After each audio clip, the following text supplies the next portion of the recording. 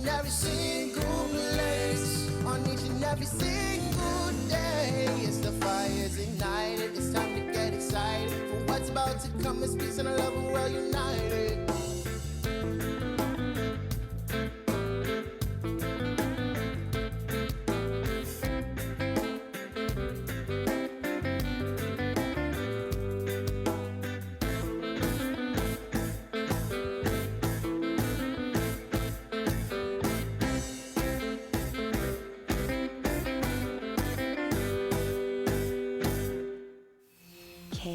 KUAM-FM, Hagatna, Guam.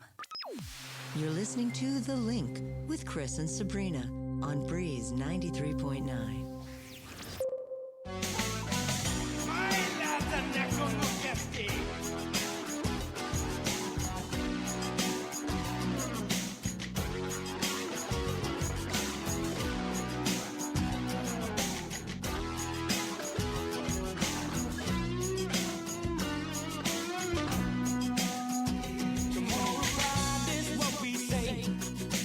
Each and every day, from Chico down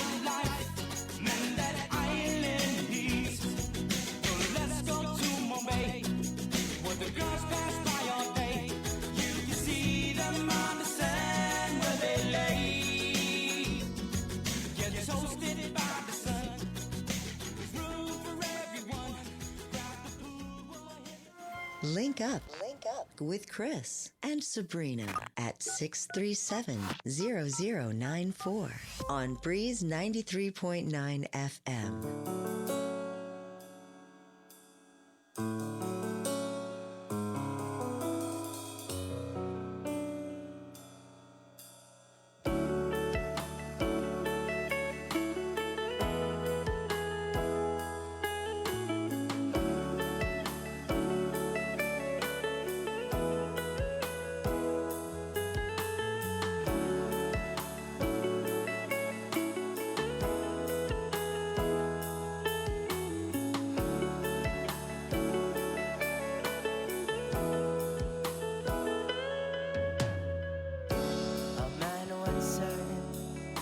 To another man, my friend, why do you look so blue?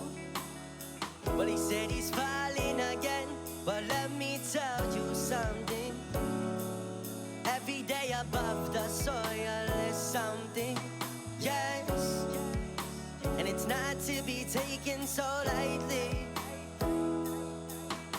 Every choice that we make, every bridge that we break, every breath that we take, every morning we will. No, it's not to be taken so lightly.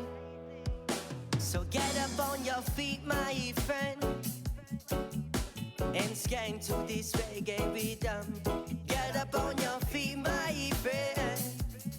Hold your head high and tell yourself that you're getting on your feet, my friend. Then he stood up on his feet, ooh.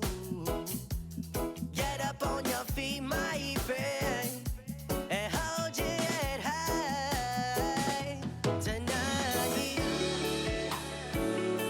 we'll listen to Bob Roots reggae lullaby.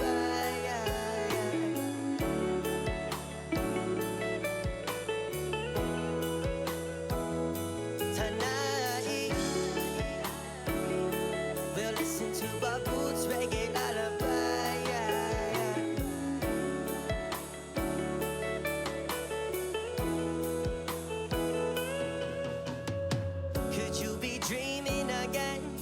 You say you're stuck in a hole, questioning your breathing.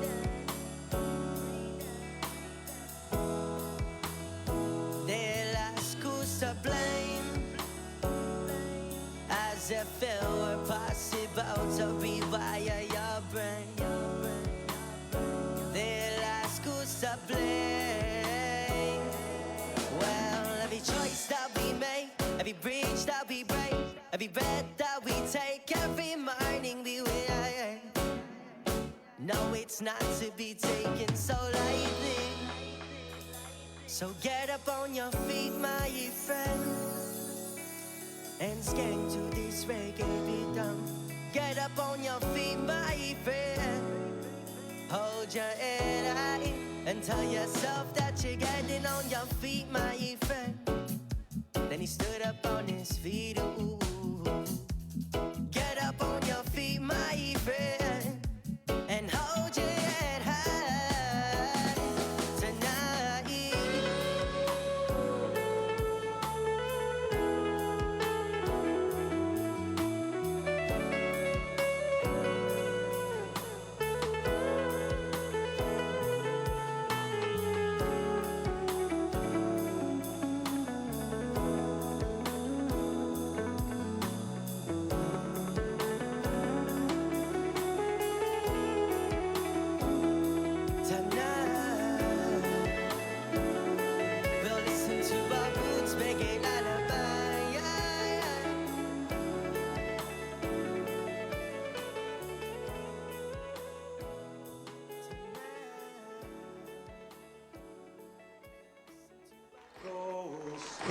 Rosinha uli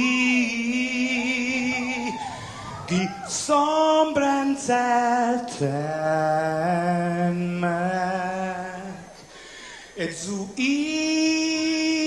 te saluda antes Dio hum niga Radzaudzan malakes fredzas Durante todo en memu a no distancia como kupu palu Zangiman malak guafi ikonum nasugi airi prebatu la noci nai banderata gaigi pues Atan Fanny Bandera Kau esta pagua pumalapa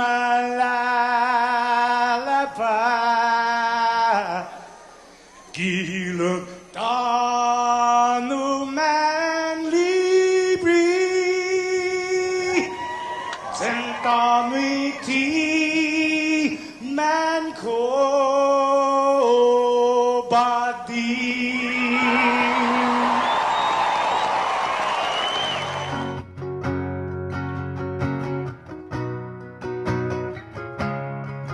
Fanogi chamoru Puritanota Kantai matunonya gitoru iluga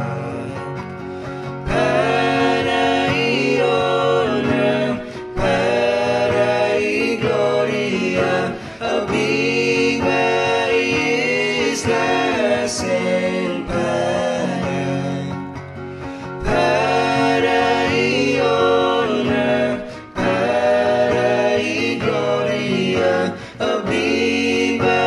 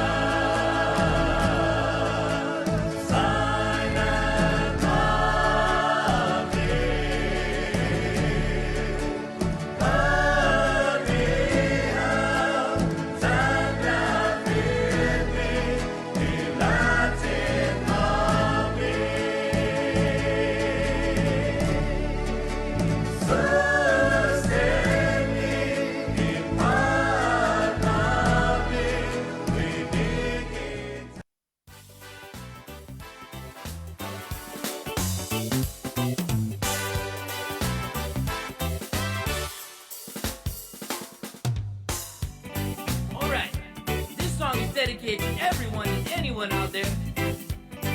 You know, the spirit of the islands gets you feeling irie inside. You know what I mean? Oh, tell me what you mean, So man. sit back, relax, and feel alright. Check it out. Just shoot. Cruising down to Mon, checking out all the clubs. See the pretty ladies on the street, yeah. So pretty you fall in love. Island girls, everywhere you go. Gotta give shouts out to our local girls. A little island out in the sea. Short drives everywhere, that's fine with me.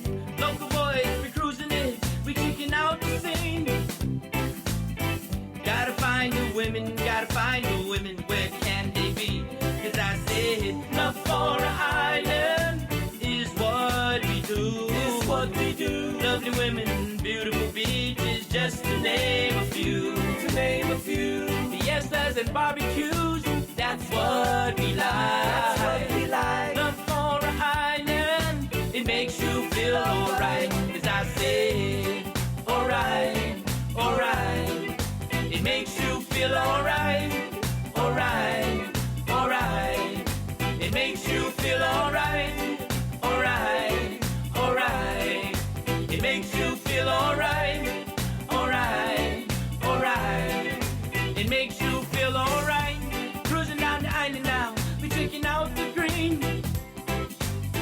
Makes you feel at home, baby. Do you know what I mean?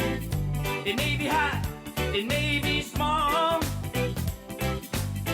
but remember, all tomorrows will stand tall. 'Cause I said, love for an island is what we do. Is what we do. Lovely women, beautiful beaches, just to name a few. To name a few. Fiestas and barbecues, that's what we like. That's what we like. Love for an island, it makes you feel alright. 'Cause I said, alright, alright.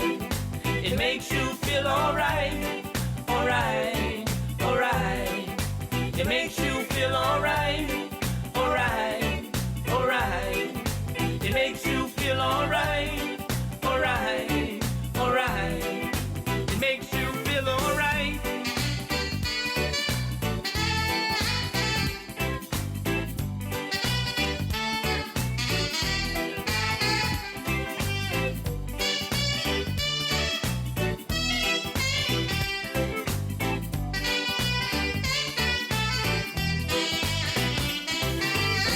Love for an island is what we do.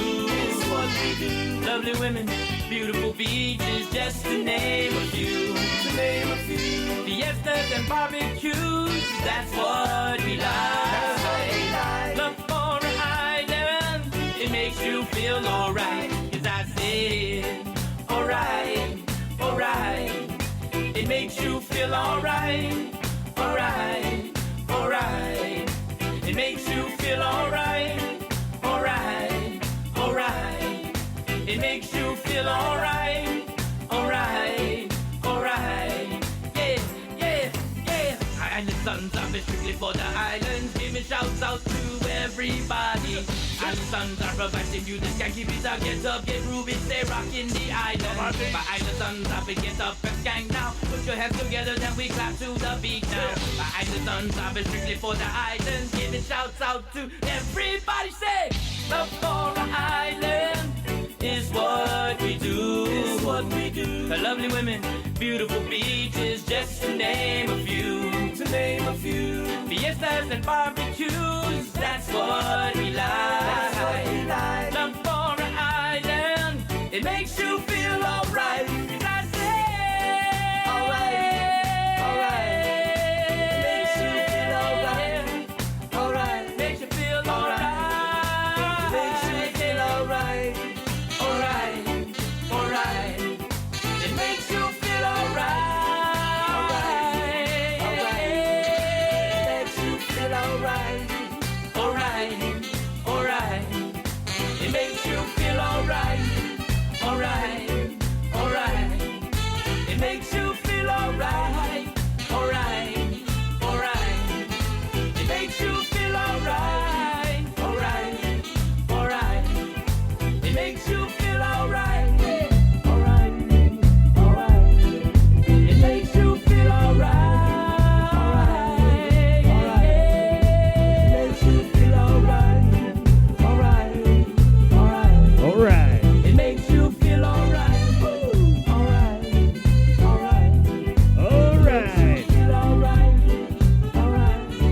pretty all right. Makes you feel pretty all right. Makes you feel alright.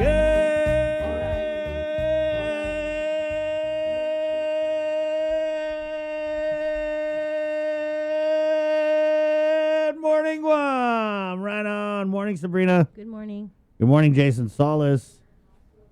Dude, Dude, bro. good morning. Good morning. Wow, it's Palaxi the Maxi out there. Raining Katzig and Lagus in Harmon. The GOAT is back. Right on. Greatest of all time. Talking Olympics. We are going to see Simone Biles in competition today. She's going to compete on the balance beam. Right on. Have you ever tried to do any balance beam stuff? Just walking on it's hard. Yeah, I've never tried a balance beam thing. I walked on a parking lot curb though. Not quite the same thing. Bree, back in your cheerleading days, did you ever do any balance beam? No. Okay, there you go, Jay. Yeah, okay, so for those of you who don't know, Sabrina was a scholarship student athlete Wow. in Oklahoma it's not pom-pom, right? Everybody gets that wrong. It's pom-pon. Yep. Pom-pom, P-O-M-P-O-N. Wow. So she went to University of Oklahoma on a cheerleading scholarship? No. Well, she went to JUCO first. She went junior college. Okay, And then she transferred. right. Okay, thanks. Wow. So Simone Biles set to perform. What time is that, Jay? I'm still trying to figure out the time difference and everything. Right, I know it's hard. Certainly, you're going to be able to watch it. Yeah. Good morning, by the way. Hey, good morning on you guys. Good morning. It's Tuesday. It's wet. Too wet Tuesday. It didn't rain so much last night as it did the previous night. But Rained hard in EPAN, bro. It was Oh, did raining. it? Oh, Yeah. Digo totally. wasn't so bad. Right. It was hard rain, like that. Is it purple? It wasn't purple rain, sir. It was dark. It was black rain. Chocolate rain. Because, Joe Sir only wants to see you in the purple rain. Right, yeah. Good morning, guys. This is The Link. Miss Link, Miss Lot. It's 6:23, August 3rd. August already. It's August. Wow. We're brought to you by Pacific Points, Cabo Enterprises, ITD, and Jack in the Box. Good morning, Sabrina. Hello. Hi. So we were passing around this website yesterday. Are we going to talk about that? Yeah. So there's I was thinking if we could do a screen share with you, Jay. That Treasury website. Hi, by the way. Good morning, Facebook Live. Can you do? We got a couple birthdays here. A birthday shout out to James Ngata and Rick Camacho. Also, a big shout out to Chong Kanagusuku. A happy birthday from Las Vegas, Nevada. That's coming from your sister Anita Materney Blas McHale. It's raining in the north as well. So yeah, we're going to show you this website coming up later in the show. It basically says the final guidelines for the American Rescue Plan Act spending were released on July 19th. Those are the final black and white guidelines, but like we've been saying, what you can use this ARP on has been pretty clear from the get-go. Direct assistance and assistance to those adversely affected by the pandemic has kind of been like the guiding light of the ARP and the CARES Act. So it's not rocket science to be able to figure out what you can and can't do What's the URL again? with this money. I put the link in the chat. To the chat, Yeah, Jay. it's responses to frequently asked questions. No. All right. Oh, it's not. Yeah, so FAQs. Thank you. Yeah. Sorry. So as you recall, July 17th Thank was you. the deadline that the governor kept saying and her administration for states and territories to submit their questions. That's why we weren't paying out the rise and giving out a plan and all of that. And so on July 19th, the U.S. Treasury issued this FAQ. And so one of the questions kind of answered the question on can we use this money, which we already knew in the interim final guidelines that something like the direct cash assistance, rise payments, is something that can be used for. Congressman Michael Nichols also said it during a press conference. Yeah, I mean, we've been saying it. Everybody's been saying it since the beginning. Yep. My mouth's kind of dry, sir. Rick Rook. That whistle. Hee-haw. Yeah, but then to see it in black and white, basically, the Treasury, if you look at these FAQs, they're like, duh, yeah, you can. So again, it's just mind-boggling. I think we've reached this point where not even the senators know what to do anymore other than to come on the link and talk about it, you know? There was some, I want to say there was some push a couple weeks ago to let's get this plan out of the gov, but I think they kind of realized that, what's that saying, Jay? You can't get something out of a something? That was Yeah. specific. It's better to. You can can't catch more get flies milk with out of a honey. rock or something. I You don't can catch know. more flies with honey than with. Yeah, not that one. Oh. They tried catching flies with honey. They tried catching flies with vinegar. They tried catching flies with Finadeni. Okay. None of it worked. They couldn't catch the governor's flies. Okay, Joe Sir and I have it up. I'm sorry that Okay, the URL was kind of long, but here we go. FAQs.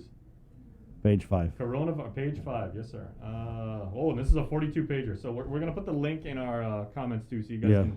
Guys, go if through you this. have some frequently asked questions about the American Rescue Plan, this is a great website to check out. So this is your link morning homework for you guys. Right. Page 5, 2.5, and 2.6. Okay, 2.5 and 2.6. Readings from the Book of Treasury. What does it say there, Brie? I can't. I'm not- Okay, 2.5. What types of services are eligible as responses to the negative economic impacts of the pandemic?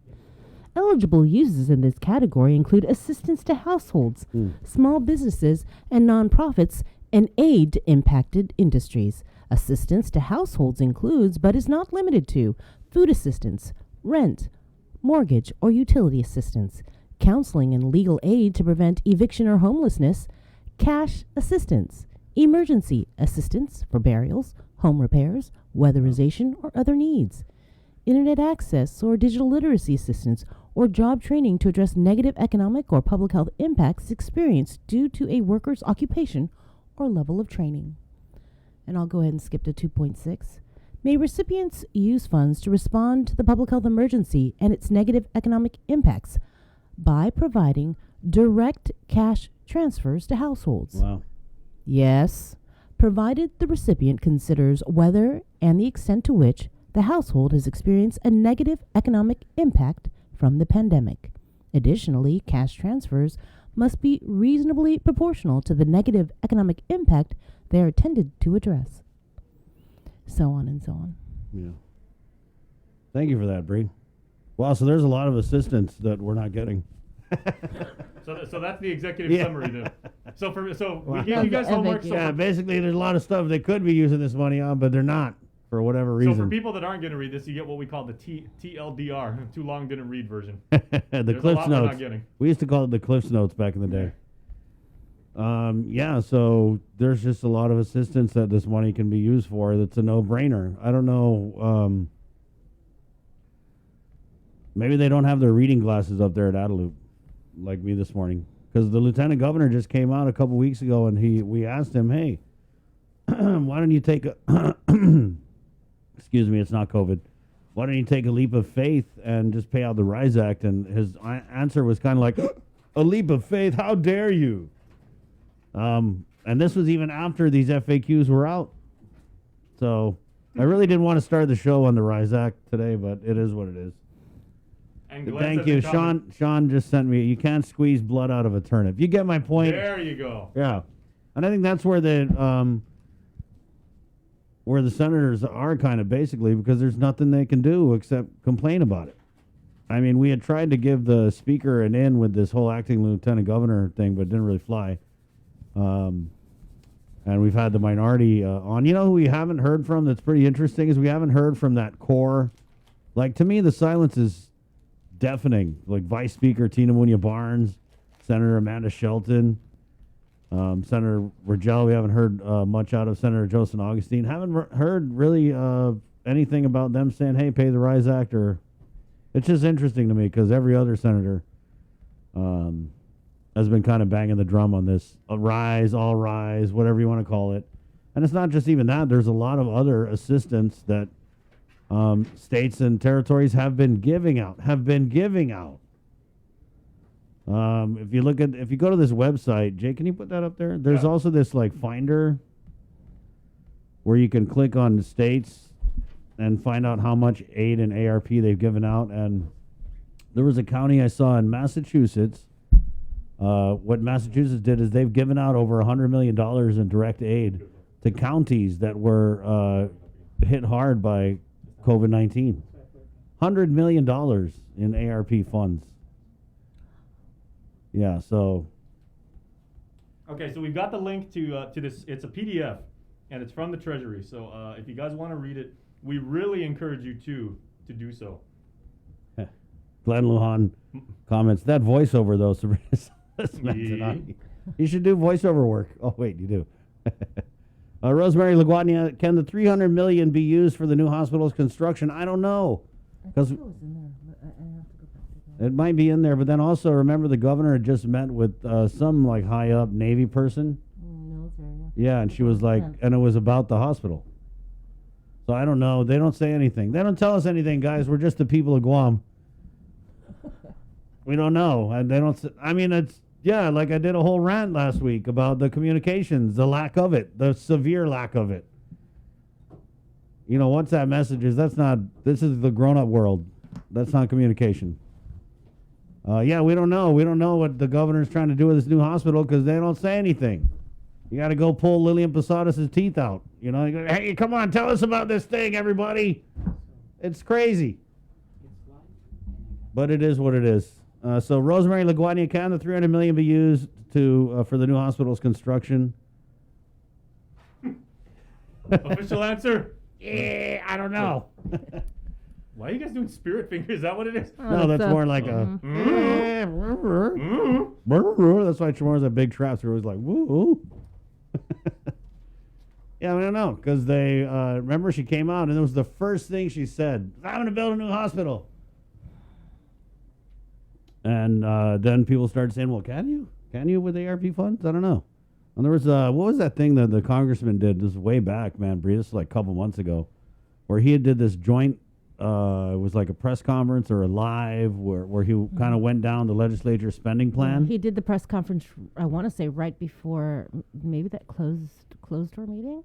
Right. I So think this it is way was. back. See, we've had Yeah. this money since May.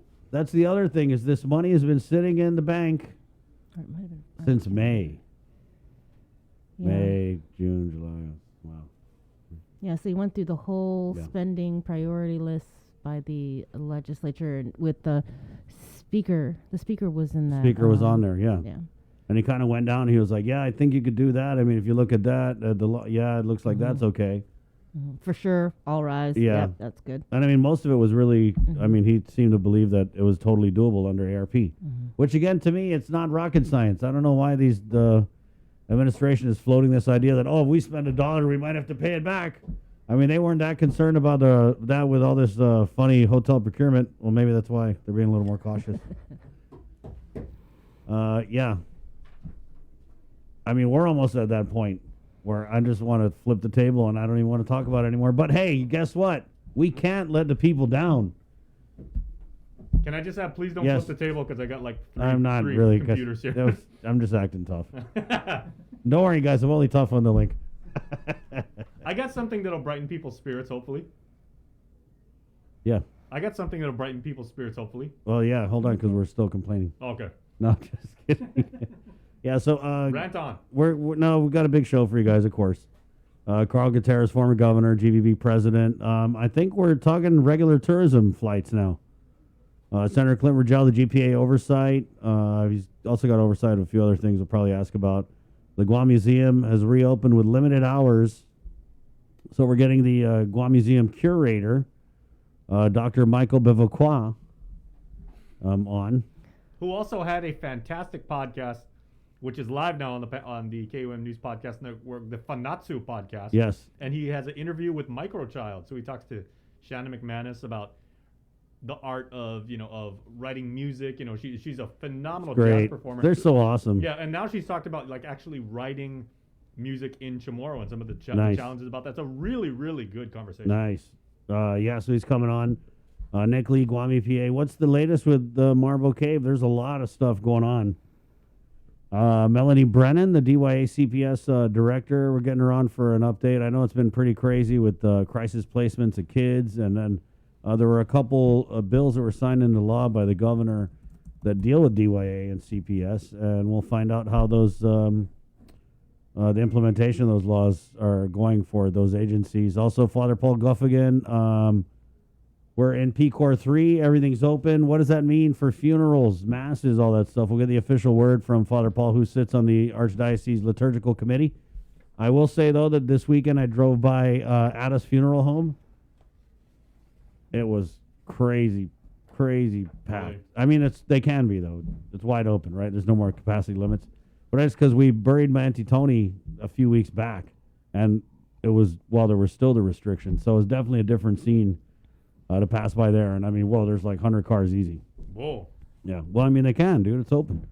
But you know what people are talking about? We heard it from Dr. Hoa Wen. It's very interesting how we flipped the switch open. There's no capacity limits. If you have a negative test, you're not going into quarantine. Is this course of action, is it prudent? I mean, there are obvious concerns about the Delta variant. Dr. Hoa was on yesterday saying, hey, parents, check your kids, especially if they're too young to get the vaccine, because we're seeing a surge of cases in the States. We know that they sent off samples to the CDC. Have we got them back? Are there more Delta variants on Guam? What did Dr. Hoa say yesterday about the Delta? When we asked him if it was on Guam. I'm not sure if he knew, but I think he suspected, of course, it's probably here. Yeah. He was like, of course, yes. Yeah, So- he said not yesterday. It's always too late. I mean, Yeah. we send them out and we don't get them for like a month. And by month and a then- half, and it's like, So not in "Oh, yeah, we yesterday's got it." appearance. Yeah, Not in yeah. yesterday's appearance, but when he came on like late last week, he said it's No, he said it it's yesterday. more than likely that it is already here. Yeah. And then when Bree asked him the question directly yesterday, do we know if it's here? He goes, there is no evidence that we know definitively. I asked him because it was in the Oh, comments. Someone in the comments that said, there's a Delta variant on Guam, point blank. And he was like, I'm pretty sure it is. Yeah, and in the press release from one of the JIC releases, and last time Chimo was on, we asked him about the Delta variant because it was in the JIC release of the Delta variant amongst the other ones. Right. So we did ask to get Chima on tomorrow to find out about it. Good morning. Yeah, so Glenn comments in, I'd like to hear the update on the funerals because we're going to have my sister's funeral, of course. That's why we're getting him on, Father Paul. And we saw that, Glenn, and condolences, man. Condolences. Yes. He posted something over the weekend, Right, so yeah. our prayers are with you. Linda Di Guerrero, can we get an update on the weather? Yes, I actually have that right. It's coming up. Okay, so we'll go ahead and get into the news now. Jay, then we'll do the Sure. Olympics trivia. Guys, your chance to win a Breeze reusable shopping bag is coming up here on the link. All you got to do is answer a great Olympic trivia question. And just as a sneak peek, today's about freestyle wrestling. Ooh, Freestyle, Greco-Roman, and everything. Big draw in the Olympics. wrestling. Yeah. All right. So, guys, get your Google ready for your wrestling, and Jay will give you a chance to win that reusable shopping bag and also kind of recap some of the things we see in the Tokyo Olympics at 6:39. This is the link. It's Tuesday morning. Please watch the road. Brought to you by Pacific Points. Let's get into our first look at news from the KUAM News team with the very latest. Good morning, Sabrina Salas-Matanani. Half a day, everybody. As you head out to work this morning, make sure to keep your umbrella or raincoat with you because it is going to be another rainy day. The National Weather Service saying you can expect cloudy with frequent heavy showers and isolated thunderstorms today. I'm just looking at their Facebook page. Again, they do say that showers and thunderstorms will move across Guam through 2 o'clock this afternoon. Occasional lightning, brief heavy rains, gusts between 25 to 30 miles per hour. It's also a good idea to stay out of the water as a high surf advisory is in effect through late tonight along west-facing reefs. High risk of rip currents are expected through late tonight. The island recorded 23 new positive cases of COVID-19. The results are from 819 tests performed between July 30th to August 1st. According to the Joint Information Center, 4 cases were identified through contact tracing. 1 case reported recent travel history and was identified in quarantine. The Guam Department of Education on Saturday also confirmed an employee assigned to Weddinga Elementary School tested positive. To date, there have been a total of 8,564 officially reported cases of COVID-19 with 143 deaths. 69 cases are active, and there have been a total of 8,352 recoveries. A total of 2 people are hospitalized. The CAR score is now 1.1. In the meantime, you can still get vaccinated. Today, there is a vaccination clinic at Public Health Southern Region Community Health Center in Iran from 9 a.m. to 12 noon. That is today and tomorrow. Then on August 5th through the 7th, there is a vaccination clinic at the Micronesia Mall Center Court from 11 a.m. to 6 p.m. Again, that is August 5th and the 7th. Then on August 6th, Public Health Northern Region Community Health Center from 1 p.m. to 4 p.m. You can get vaccinated there. With more news, here is Tyler Matanani, I believe. Actually, it's Isaiah. This news update is brought to you by Pacific Points. Do more, get more. Half a day, good morning, everyone. Guahusi Isaiah Uggan with your headlines here on The Link. More on the mass at the Marble Cave area as a solar farm project there has brought a downpour of concerns from regulatory agencies and now the Guam legislature. KUAM's Tyler Matsunani reports. It's egregious. It should have been avoided. Senator Sabina Perez is referring to the devastation in the Marble Cave area. As we reported, Guam EPA issued a notice of violation to Samsung E&C America Inc., which is contracted to construct a solar farm in Mangilao. The contract is part of a $200 million deal between KEPCO and the Guam Power Authority. Samsung was cited for failing to stick to its plan to control erosion and sediment.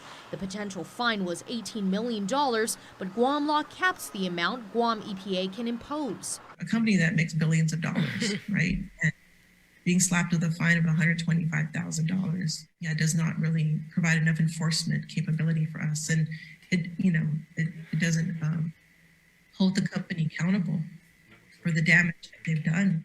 Without the proper erosion and sediment controls in place, it has left the historic Marble Freshwater Cave a muddied mess, and access roads to private property in the area flooded. This could have been completely avoided, had the company actually implemented the plans.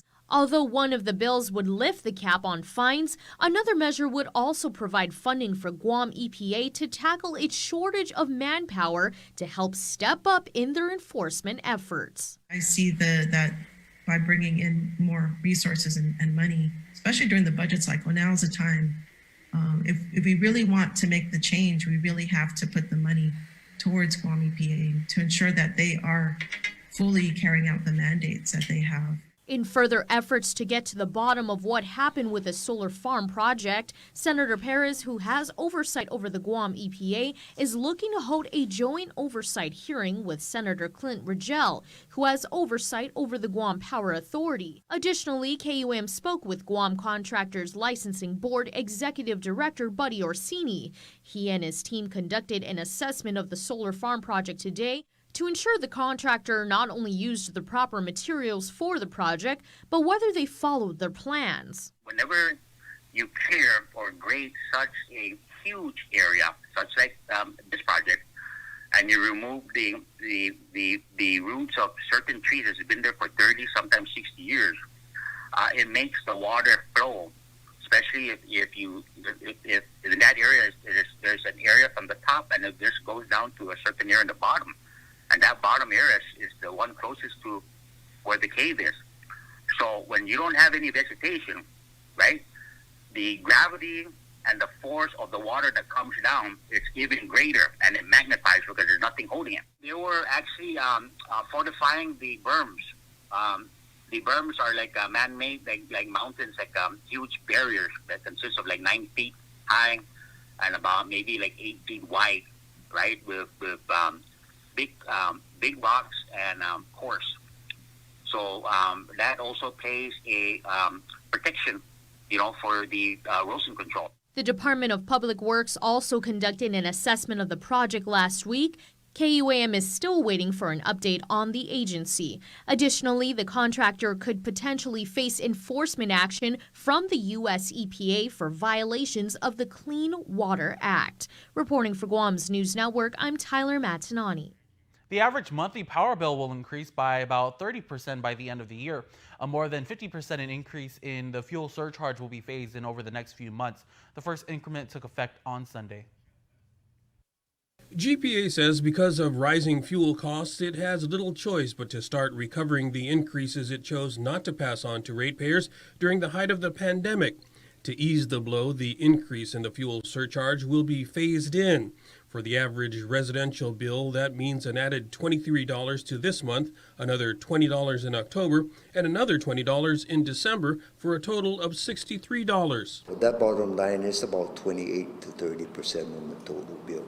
$15 million in federal assistance funds promised by the governor allowed GPA to phase in the LEAC increase from 11 cents to 13 cents per kilowatt hour in August, then to 15 cents in October and 17 cents by December. Barring any other huge 45-degree angle increase for some other significant fuel oil event on the island, I think the 17.1 cents will ride us through this, and hopefully we get into better times. Those better times might not be until 2024, when GPA expects to further wean itself from the fluctuating costs of fossil fuels with the completion of a new low-sulfur diesel power plant and by hitting its target of 25% renewable energy capacity. That is because we are going to consume 1 million barrels less a year when that happens, and that's by 2024. 1 million barrel a year, Nestor, translates to $70 million at today's rate. Beneventi says ratepayers can help themselves by reducing consumption. The GPA website has lots of tips on power conservation. For Guam's News Network, I'm Nestor Lecanto. Good news for the Mayor's Council of Guam and Customs and Quarantine Agency as they finally received their COVID-19 differential pay on Friday. 17 pay periods later, Executive Director Angel Sablon confirmed payment for a portion of the total amount they are owed. They did pay out 9 pay periods on Friday from December 5th, 2020 to, I believe, March 27th, 2021. If employees are saying they haven't received it, it's because it's all done by direct deposit. Nobody gets a paper check. And depending on who they bank with, it would probably appear today or tomorrow. Okay. In their account. According to Sablon, they are expected to receive the remaining earned COVID pay next Friday, August 13th.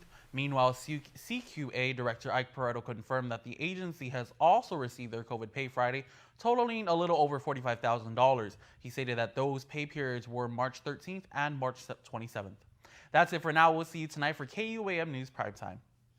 This news update is brought to you by Pacific Points. Do more, get more.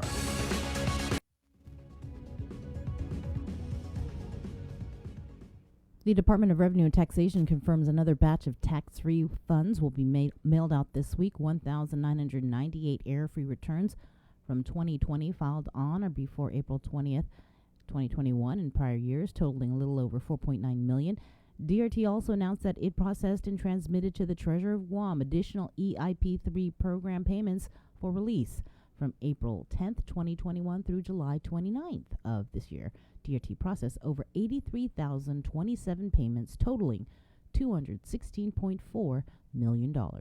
The first of the regularly scheduled weekly direct flights from Korea arrived this weekend. The Guam Visitors Bureau says low-cost carrier T-Way brought in some 52 passengers in what is another step forward in the recovery of the island's tourism industry. 2 other airlines, Korean Air and Jin Air, are also resuming regular weekly service this month. T-Way and Korean Air will fly in once a week through August. Jin Air will have twice weekly service, according to GVB. The combined flights will provide an estimated 3,754 seats to Guam. More than 600 seats have been sold so far. The CDC says more than half the counties in the United States are considered high transmission areas for COVID, and new daily cases are now higher at this point than they were last summer. But as the Delta variant extends its grip, millions of Americans remain unvaccinated and unmasked.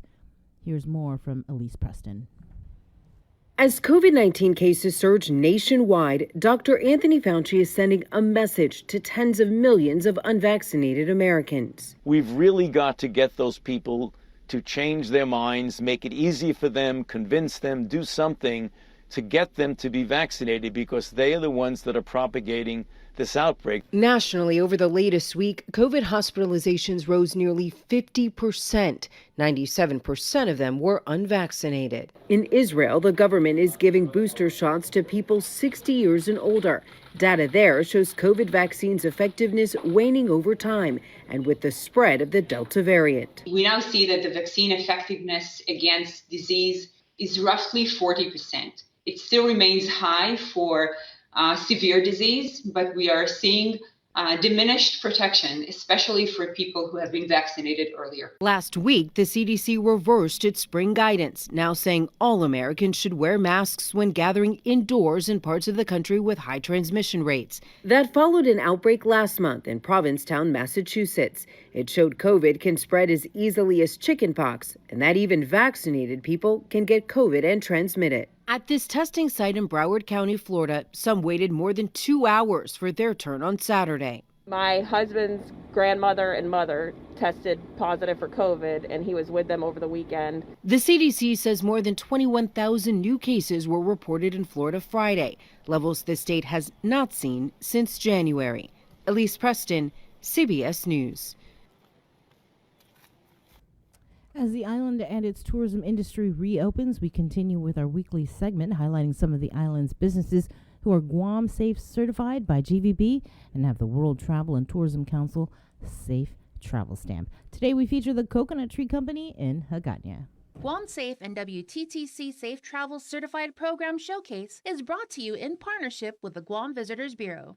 My name is Harmony Yatar, and I am the administrative leader here at the Coconut Tree Company. So we actually got that certification back in June, and despite the recent 100% capacity that's been going on, the Coconut Tree Company does recognize that COVID does still exist, and we want to take the precautions to make sure we prioritize the health and safety of our customers and the island.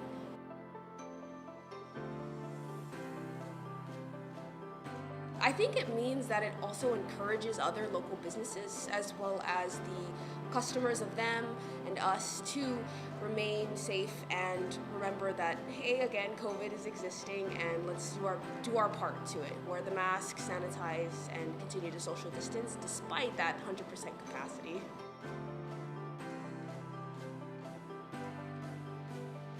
Starting with our employees, we make sure every morning they sanitize there at the front and take the temperature.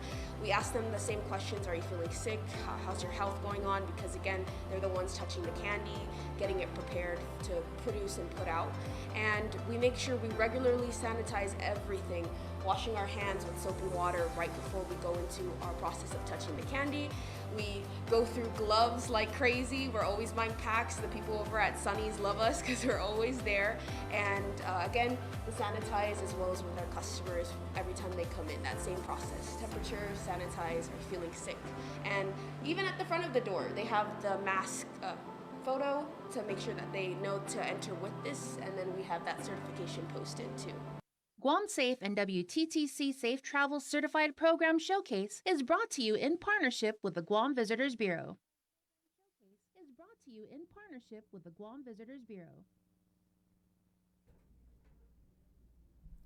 And with your news in tomorrow, here is Ken Conception.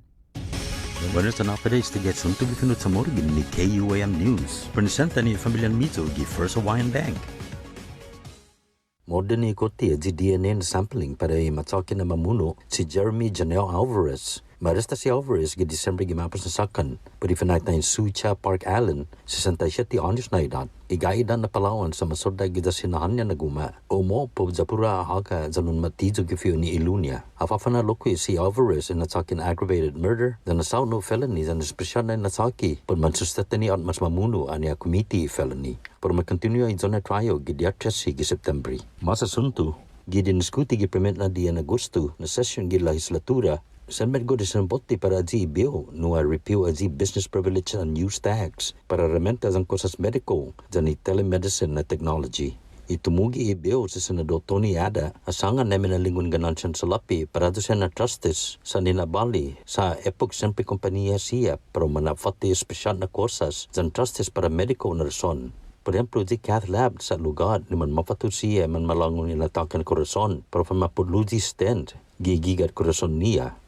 Elenya hunga na comprendía pada use tax. Zanta mano a afecta sa lapi no malum para gobernamento. Lo zazanginti mana halum adu siya na trusted medico. Taza minalingu. Lo komutita na fatu aduna artiklu siya. Sempre malingu linada siya. Ibiw na siya ada sama bansa muna para third reading pero mabota gi después. Di mas talo, malig na asunto para Mayor's Council of Guam sa ni Guam Customs and Quarantine na ahensya siya. Sa lusutumus, ito niya COVID-19 differential pay sa man maapasi gimapas na business. Después de 17 na pagamento, Director Mayor's Council si Angel Sablan, confirma na man maapasi ayan sa siya palo na sa lapi no man madidibi. Ilinga si Sablan na mananagay tatinan gi otro business di atas gi Agosto. Mantaseno Director de Customs si Ike Peredo, confirma na adyo na ayan sa marisibi apas niya gi imapos na business no atutad 45,000 pesos.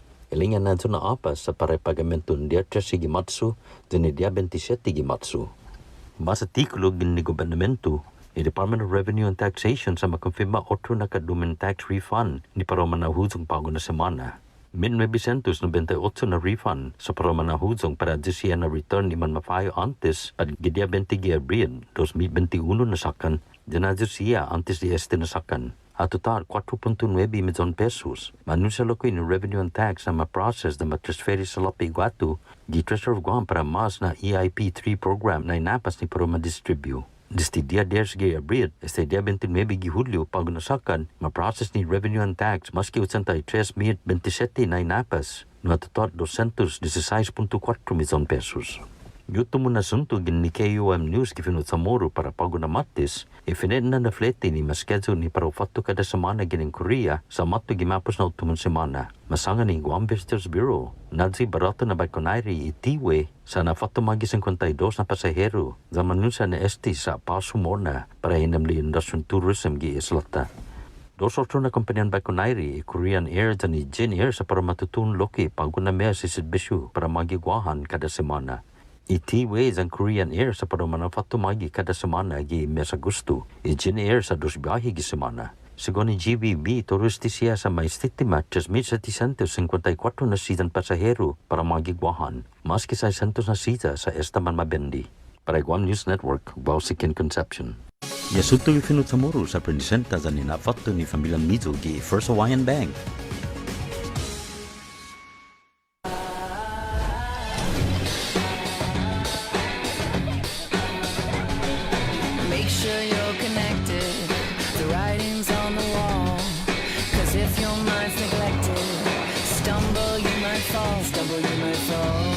Connection is a human necessity, one we need today more than ever. And with the new First Hawaiian Bank mobile app, you can stay just as connected to your finances. And it all starts with yes. The relationship between Guam and Manila, Philippines is undeniable as we share similar cultural traditions, history, and heritage. With generations of Filipinos calling Guam home, KUAM presents a monthly look at the capital city featuring in-depth and engaging interviews on everything from medical tourism to new business and government leaders. Veteran newscaster Nestor Lecanto delivers Beyond Our Borders. This special program is brought to you by KFC and the Medical City, where patients are partners. Get the job done the right way by getting the right stuff at East West Rental Center. With years of experience helping builders, we definitely got what you need. Call 646-1463 or visit us in Upper Tumon. Open Monday to Saturday from 7 a.m. to 5 p.m. and on Sundays from 8 a.m. to 5 p.m. GU Self-Storage, conveniently located near the Harmon McDonald's. We offer affordable rates, online payments, and auto bill pay for your convenience. Plus gate access daily from 6 a.m. to 9 p.m. Call us today at 648-7867 for more information. After a year with so many games and events delayed or unplayed, the world is ready for anything and everything in the world of sports. KUAM Communications is ready with more games, more championships, and more specials that are guaranteed to bring out the fan in you. Don't miss a minute of gameplay from NBC on KUAM TV 8 or from CBS on KUAM TV 11. Every month, we'll bring you the action and excitement. Brought to you locally by Michelob Ultra, Superior Light Beer, Marianas Irrigation and Landscape, and Docomo Pacific. Just more great reasons to tune in and turn on so you'll fall in love with TV again with the best from KUAM Communications. Get yourself all caught up with the week's games, scores, and highlights with the KUAM Sports Weekend Roundup on KUAM News Weekend Edition. It's all inclusive, all the fun and all the action wrapped up in the perfect presentation. Relive the moments on the KUAM Sports Weekend Roundup, brought to you by Gatorade. Greatness starts with G.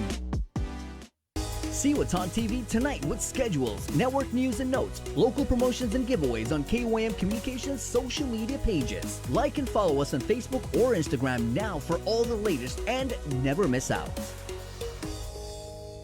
Catching your favorite events during the Tokyo 2020 Summer Games has never been easier. In addition to the KUAM TV8 broadcast presentations of the July 23rd opening ceremony, the competitions you look most forward to, and the poignant closing ceremony, you can stream the specific events you want to watch through NBCOlympics.com and the NBC Sports app. Visit KUAM's website and click on any of the Tokyo 2020 banner ads and you will be whisked away to all the action. If streaming sports in the Summer Games is on your personal viewing schedule, then look no further than KUAM.com for links to watch the Tokyo 2020 Summer Games.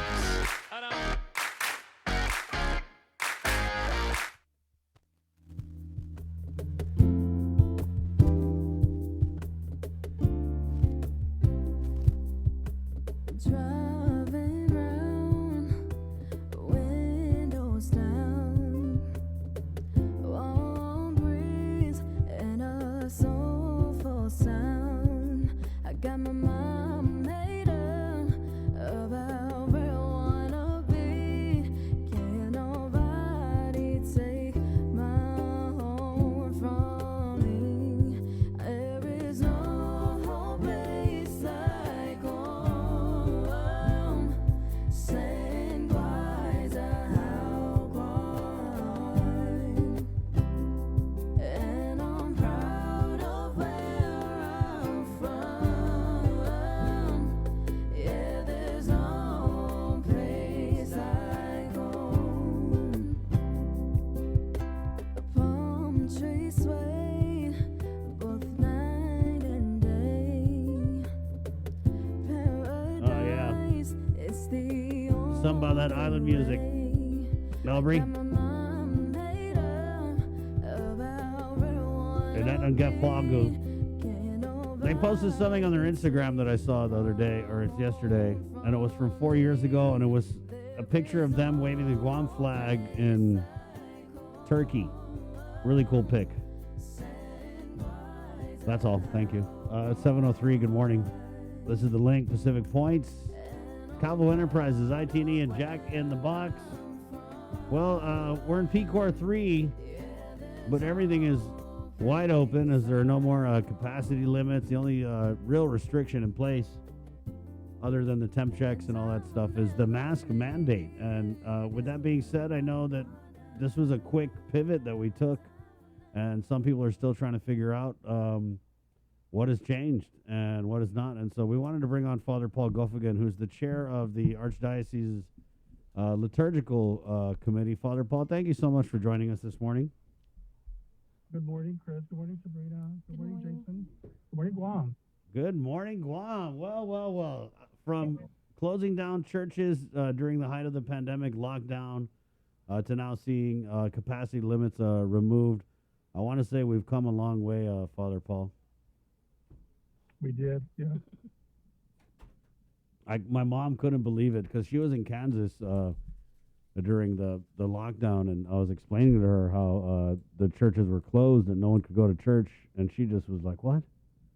Are you serious?" And I was like, "Yeah, Mom, it was a huge deal. Like, yeah, they made the Santa Maria Common do like a motorcade around the island because people couldn't go to church." Obviously, that's changed, and now we're in this situation where people are kind of wondering, Paulie, is it just 100% wide open, and what's the status of masses? First, we'll start with that. Okay. Weeks ago, the clergy got into our weekly meeting, and we discussed and anticipated this day when the restrictions will be lifted. So the Liturgical Commission recommended that we proceed with caution, to always remember that not everyone has been vaccinated, and we also need to protect our brothers and sisters who are not vaccinated. So with that said, we highly recommended that the safety protocols still be followed as far as the sanitizing of hands as you enter the church, what do you call it, the sanitizing of the church after the services, the wearing of masks, very important, although that was there was a bone of contention a few weeks back because of what CDC issued regarding that wearing of masks isn't necessary. But I think just for the protection of others, we highly recommended that the wearing of masks still be implemented as you enter into the church for services. The only thing that we did not keep was the social distancing. We allowed according with the pastor's discretion to remove the dividers or the ropes that they had within the church so that we can have more capacity within the church for services for Sunday masses itself. There's still no holy water. The other things that we still implemented was the sign of peace.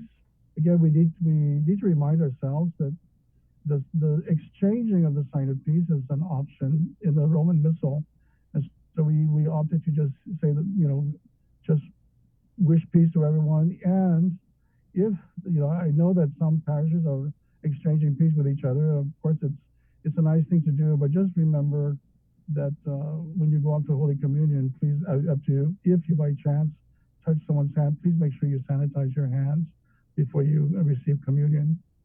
But as far as other rituals are concerned, some people were asking about funerals. There's one thing that the Church Commission were discussing even before COVID hit, was the viewing of the deceased in the church space, in the worship space, and we were leaning more towards stopping the viewing of the loved ones in the church space, and to allow the people to go to the funeral homes to view their loved ones since they already paid for that service.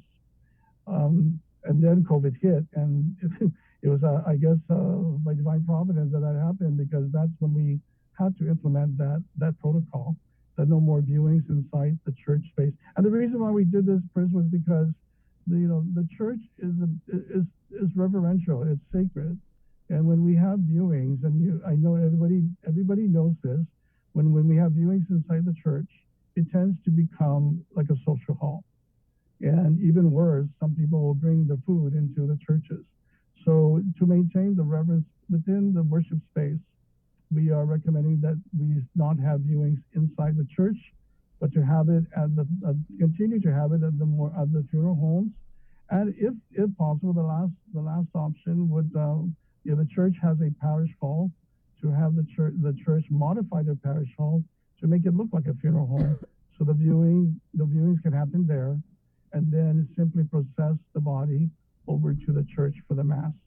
If we discussed this in the clergy meeting, what happens if a church doesn't have a parish hall and they cannot use the funeral home, then the recommendation is go to the closest church near you with a parish hall, because the parishes around Guam are divided into what we call vicariates. These are little clusters of parishes that are there to help each other in times of need. And so in each vicariate, each parish should really, if a parish doesn't have a parish hall, the neighboring parish should open their doors to them if the family would like to have their viewings in the parish hall. And we do realize that this can be a problem for a lot of people, especially for those who are far away from the cemetery. Jigo is an example. We're far north. Umatic and Mauricio and Iran, they're far south. So perhaps the pastors can take this to heart and have compassion for the people who would like to have the viewings on church property, not inside the church, but maybe in a parish hall. That's a big change. Baptisms are to be done. The protocol for baptism is still the same. Baptisms are to be done on one by one. We cannot have group baptisms yet until this virus has been eradicated. But that is still in place. Weddings, again, at the discretion of the pastor. As far as the wearing of masks is concerned, most of the time weddings are within the same family or the same group. So what we decided is to, as we get into a new normal, we're still in P-Core 3, but pretty much it's P-Core 4. So, we were trying to encourage pastors to begin to establish a new normals in their own parishes at their discretion, keeping in mind the protocols that are pretty much still in place.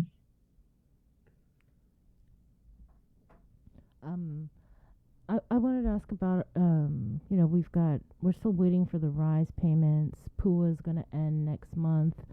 And we've kind of had these conversations in the past regarding the mental health and spiritual health of our faithful community. Are you guys still getting those kinds of concerns from residents?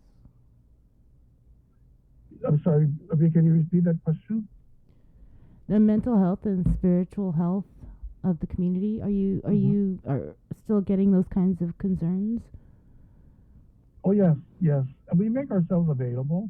Our offices, especially during the pandemic, has not been 100%, but we make ourselves available to counsel those who need counseling. I know that I've given my phone number out. People have contacted me, so we're still available for people, especially for confessions. I would highly recommend that our faithful, sometimes if you make an appointed time to go to confession, you can also use it if there's not a line, but to make an appointment with your pastor or priest to go to confession and get some kind of spiritual encouragement also. Polly, I wanted to go back to the no more public viewing. Is this effective immediately? Yes, it is. And then, so maybe you could just walk me through the process. So when we have a funeral mass, the deceased will be in the coffin in the church, but would the casket be closed? Yes, this is what is happening right now. In fact, today I have a funeral. So in the morning, usually the viewing is over at the funeral home, and it's usually at 9 a.m. So I will travel to the funeral home to open the casket and bless the body so the viewing can take place. Once the viewing is over, the body will be processed over to the church. Will be greeted at the front door, and the casket is closed because the viewing has already happened. The casket will be closed, the casket will be blessed and processed into the church immediately for the Mass. We did have a question, we'll get to that. What about families who have had their loved ones who were cremated during the lockdown? Some of these families haven't had a proper funeral service. What's your advice for them, Father Paul? My advice is to please see your pastor so that you can bury your loved ones. Again, I need to do this reminder to all of our faithful, especially those who are Catholics. In the past, the Catholic Church never really allowed cremation because of the resurrection of the body in the last day. But because of, financial restraints and all that, the Catholic Church now does allow cremation on certain conditions. Number one, that the body really be blessed before the body goes into the crematorium. And once the ashes or the cremains are placed in the urn, the cremains should be buried in the urn. The cremains cannot be scattered all over the ocean or all over the mountain. It has to be buried completely in the urn, into the earth or some kind of columbarium. If you're going to bury at sea, the whole urn with the cremains in it need to be put into the water. It cannot be scattered. These are the conditions that the church has made. What about last rites at the hospitals? Are we doing those again, Father? We still have our priests assigned to the hospitals. We have not yet changed that, only because we need to maintain protocol. And again, people are still testing positive. There's some people that are still being hospitalized. So I think the protocol remains. The ministry, as far as the Guam Memorial Hospital, the St. Anthony Church is responsible for answering calls to tend to the patients at Guam Memorial Hospital. As far as GRMC is concerned, the parish at Santa Barbara Church the priests of the Santa Barbara Church are responsible to answer calls to go and give anointing at that hospital. Wally, do you know if visiting is allowed at the hospital again? What's that? Have you heard if visiting is allowed at the hospital just through your conversation? The last time I think GMH still does not allow visitors. GRMC, as far as the priest is concerned, GRMC, if the family requests a particular priest, I think they can still go in, but they need to check in at the front desk. Is there anything else that's changing because of the lifting of restrictions? The only major thing that was changed really is the social distancing so that we can allow more capacity into the church. And as far as I was talking about funerals and modifying the parish hall to mimic a funeral home, the capacity in there it would be the same as in the church worship space, because it is a sort of a place of worship, quote unquote, and it is on the church grounds. So, but we still continue to encourage our people to wear your mask and sanitize your hands, and just use common sense. We're still in this pandemic. We're not out of it completely, and protect each other. That's a big change with no more viewing in the mass. I mean, it's become part of our. You're right. It is a social. I mean, it sometimes seems like a social gathering because you're lining up to pay your respects and you're and you see someone there and then you give the chinchuli. But I mean, it's a big change for our culture, right? A lot of people were holding out thinking that this was something that we were going to go back to after the COVID kind of died down.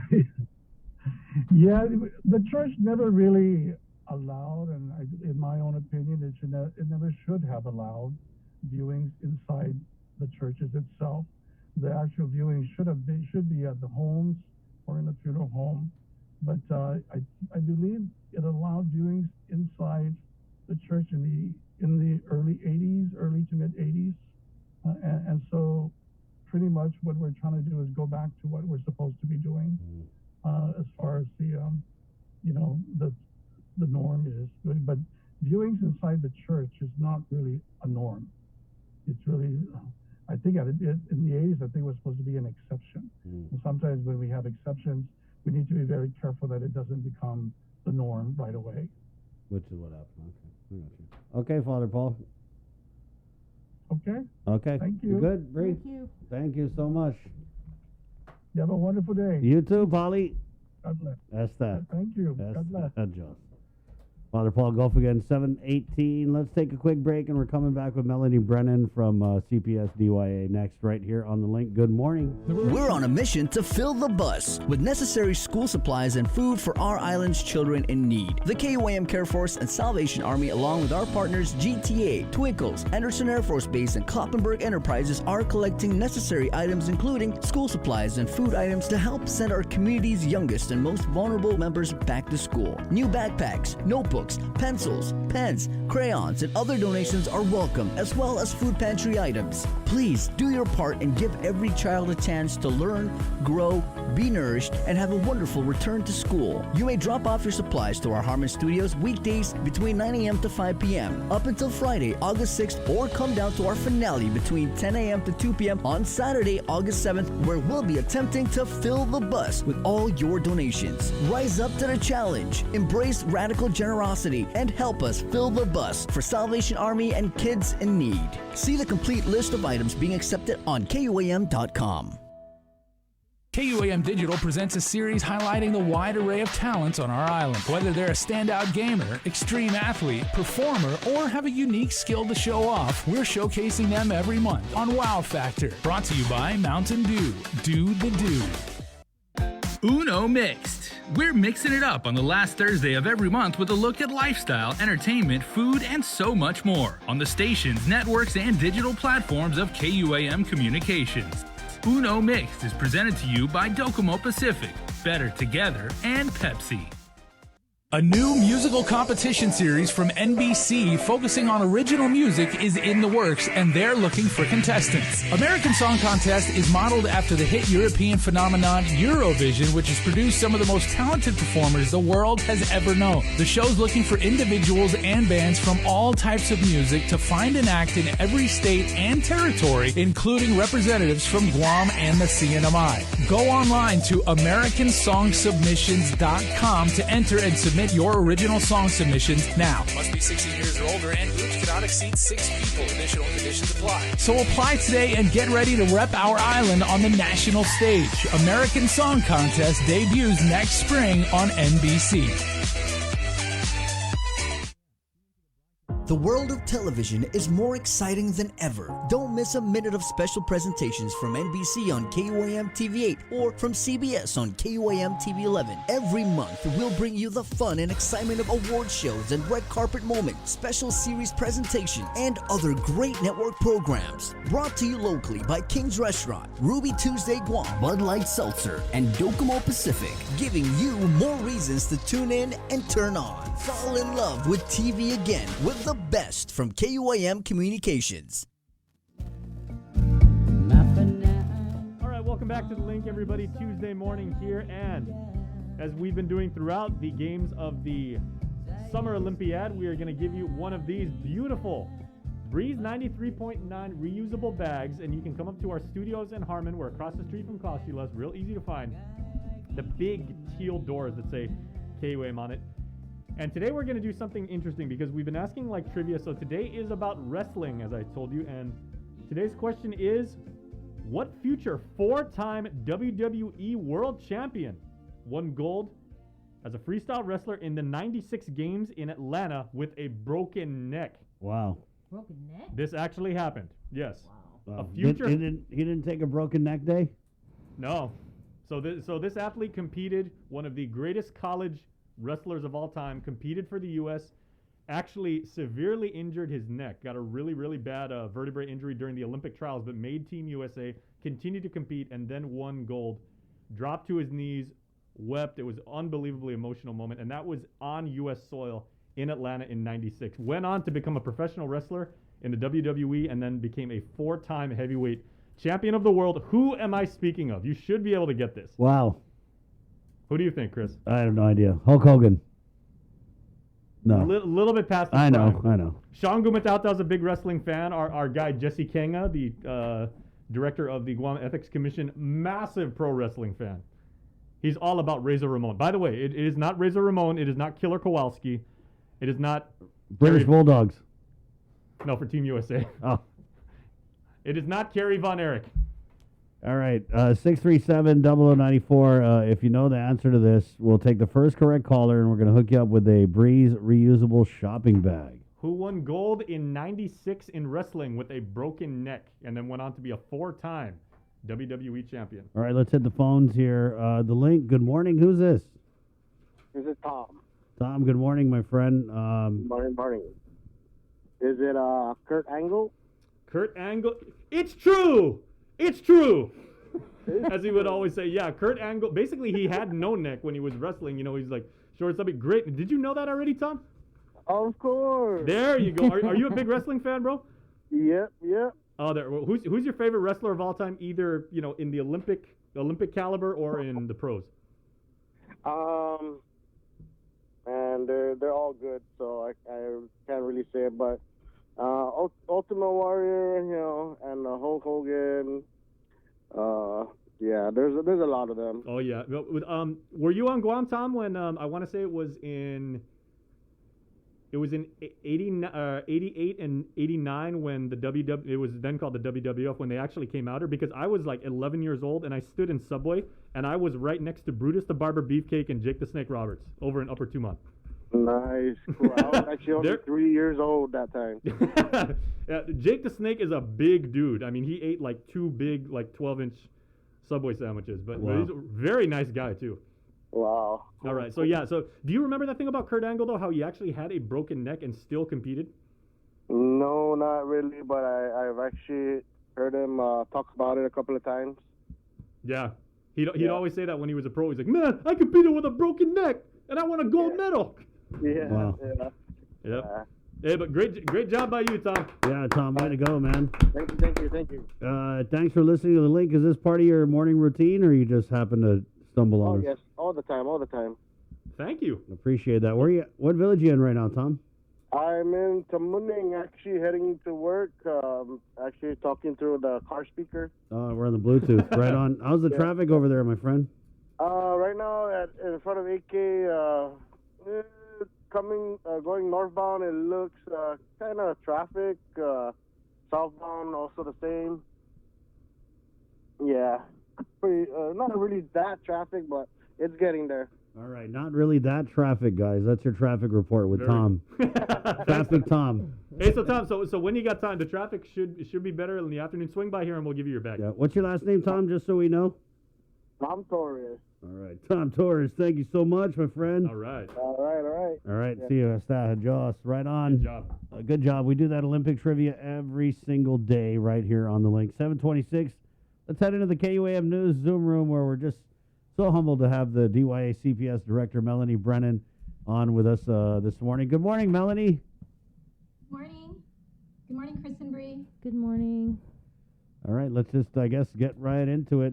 We haven't heard from, it's been a minute, and I'm pretty sure there are a bunch of updates. I know I tried to get you on last week, but you're working on a crisis placement. Do you want to kind of just start there? On just the status of placing kids, and I know the work always continues with DYA and CPS, right? So that's the nature of protective services, right? Every day there's a crisis. Every day there's, work to be done in terms of placing children and in terms of, getting families the services and the support they need to reunify families that, of course, we've taken or exerted custody over. Placement is constantly an issue, but not so much just because there aren't enough foster homes, but because really our first priority is to really research and figure out if there's family available to watch the kids. That causes, the least amount of harm. We are not, of the impression that we just go in, we see that there are issues, and we remove them. We try and speak with the family. We try and resolve these issues by placing children with grandparents, with aunts and uncles.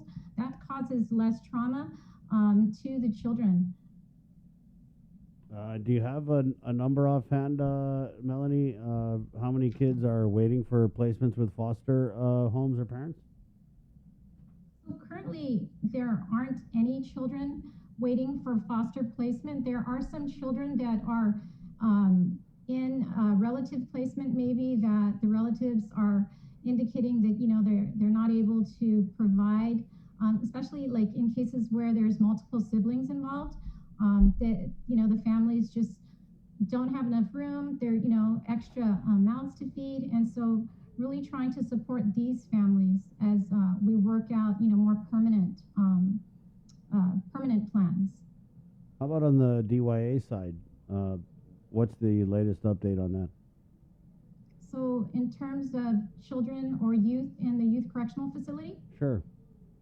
Okay, so in the youth correctional facility, since the pandemic, we've maintained our lowest numbers. At the beginning in March of 2020, we had about 25 youth detained. We currently have less than a dozen, and that seems to be the steady number, working with less than a dozen. And so as soon as a youth is admitted into the youth correctional facility, working at a transition plan to help them and support them as they leave the youth correctional facility. Do you think that that's because kids are just really behaving themselves lately, or is it because school hasn't kind of been in session? Because I know some of the referrals for DYA come from the school setting? So like the child welfare system, the juvenile justice system also gets referrals from the schools. And we believe, it's a mix. What we've seen lately in the child welfare system in terms of child abuse, neglect, and abuse reports is that we have been getting, during the summer, we've been getting a steady amount of referrals. And what we're seeing lately is a number of them involve severe neglect, physical neglect of children. And so again, just because we go out and we investigate a referral on physical neglect doesn't necessarily mean that we're going to remove children. our purpose really is to help families, to support families. And so it's a lot of linkages to services. It's a lot of follow-up and visitations. That's what families need. Families certainly don't need us to be going in there and just removing children. They actually need help. And so that's what our social workers do. They intervene and they assess what the families need. There was a story that I believe we ran, I want to say it was a few weeks ago, and it was one of those wellness checks where I think police had responded to the apartment of a woman and had found, well, there were flies, rotting meat. I believe there's also infestation. They didn't find any toys or books for the baby, and they had found the woman allegedly hiding under the blanket with, I want to say it was a toddler. So, we have seen a number of severe neglect cases. I can't speak to that case specifically, but yeah, that's the reality. There are several families, there are several individuals that have children that have mental health issues, and we collaborate daily with Guam Behavioral Health and Wellness Center. That's unfortunate, but yeah, there are those types of cases. We've been seeing a lot of them lately. Melanie, do you have any updates on the implementation of these bills that were recently signed by the governor that would place relinquished newborns into public health approved adoptive homes, specifically allowing adoption agencies, which are identified by Child Protective Services, to place legally surrendered infants with adoptive families instead of foster homes? Do you have an update on it? So, Bill 10836 is now known as Public Law 36-39, and that is the law that mandates that Child Protective Services identify and work with adoption agencies. And of course, the governor and the lieutenant governor, as well as the author of the bill, they were always concerned about improving, the system. And one of those improvements does include working with outside agencies that can probably assist us. They deal with their own families, and we recognize that once we work with them, that we'll have an additional resource to work with other families that maybe aren't interested in fostering kids, but really do want long-term permanency in terms of adoption. We are aware of one agency, Ohala, and they're a nonprofit adoption agency.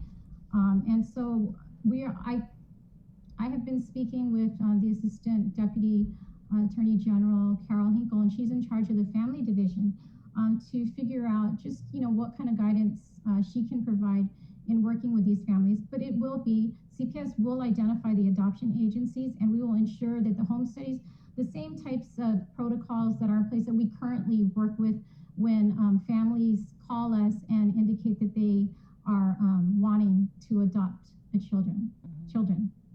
But at this point, there's only one adoption agency. I'm sorry, I can't really hear you. At this point, there's only one adoption agency, the one you mentioned, Ohala?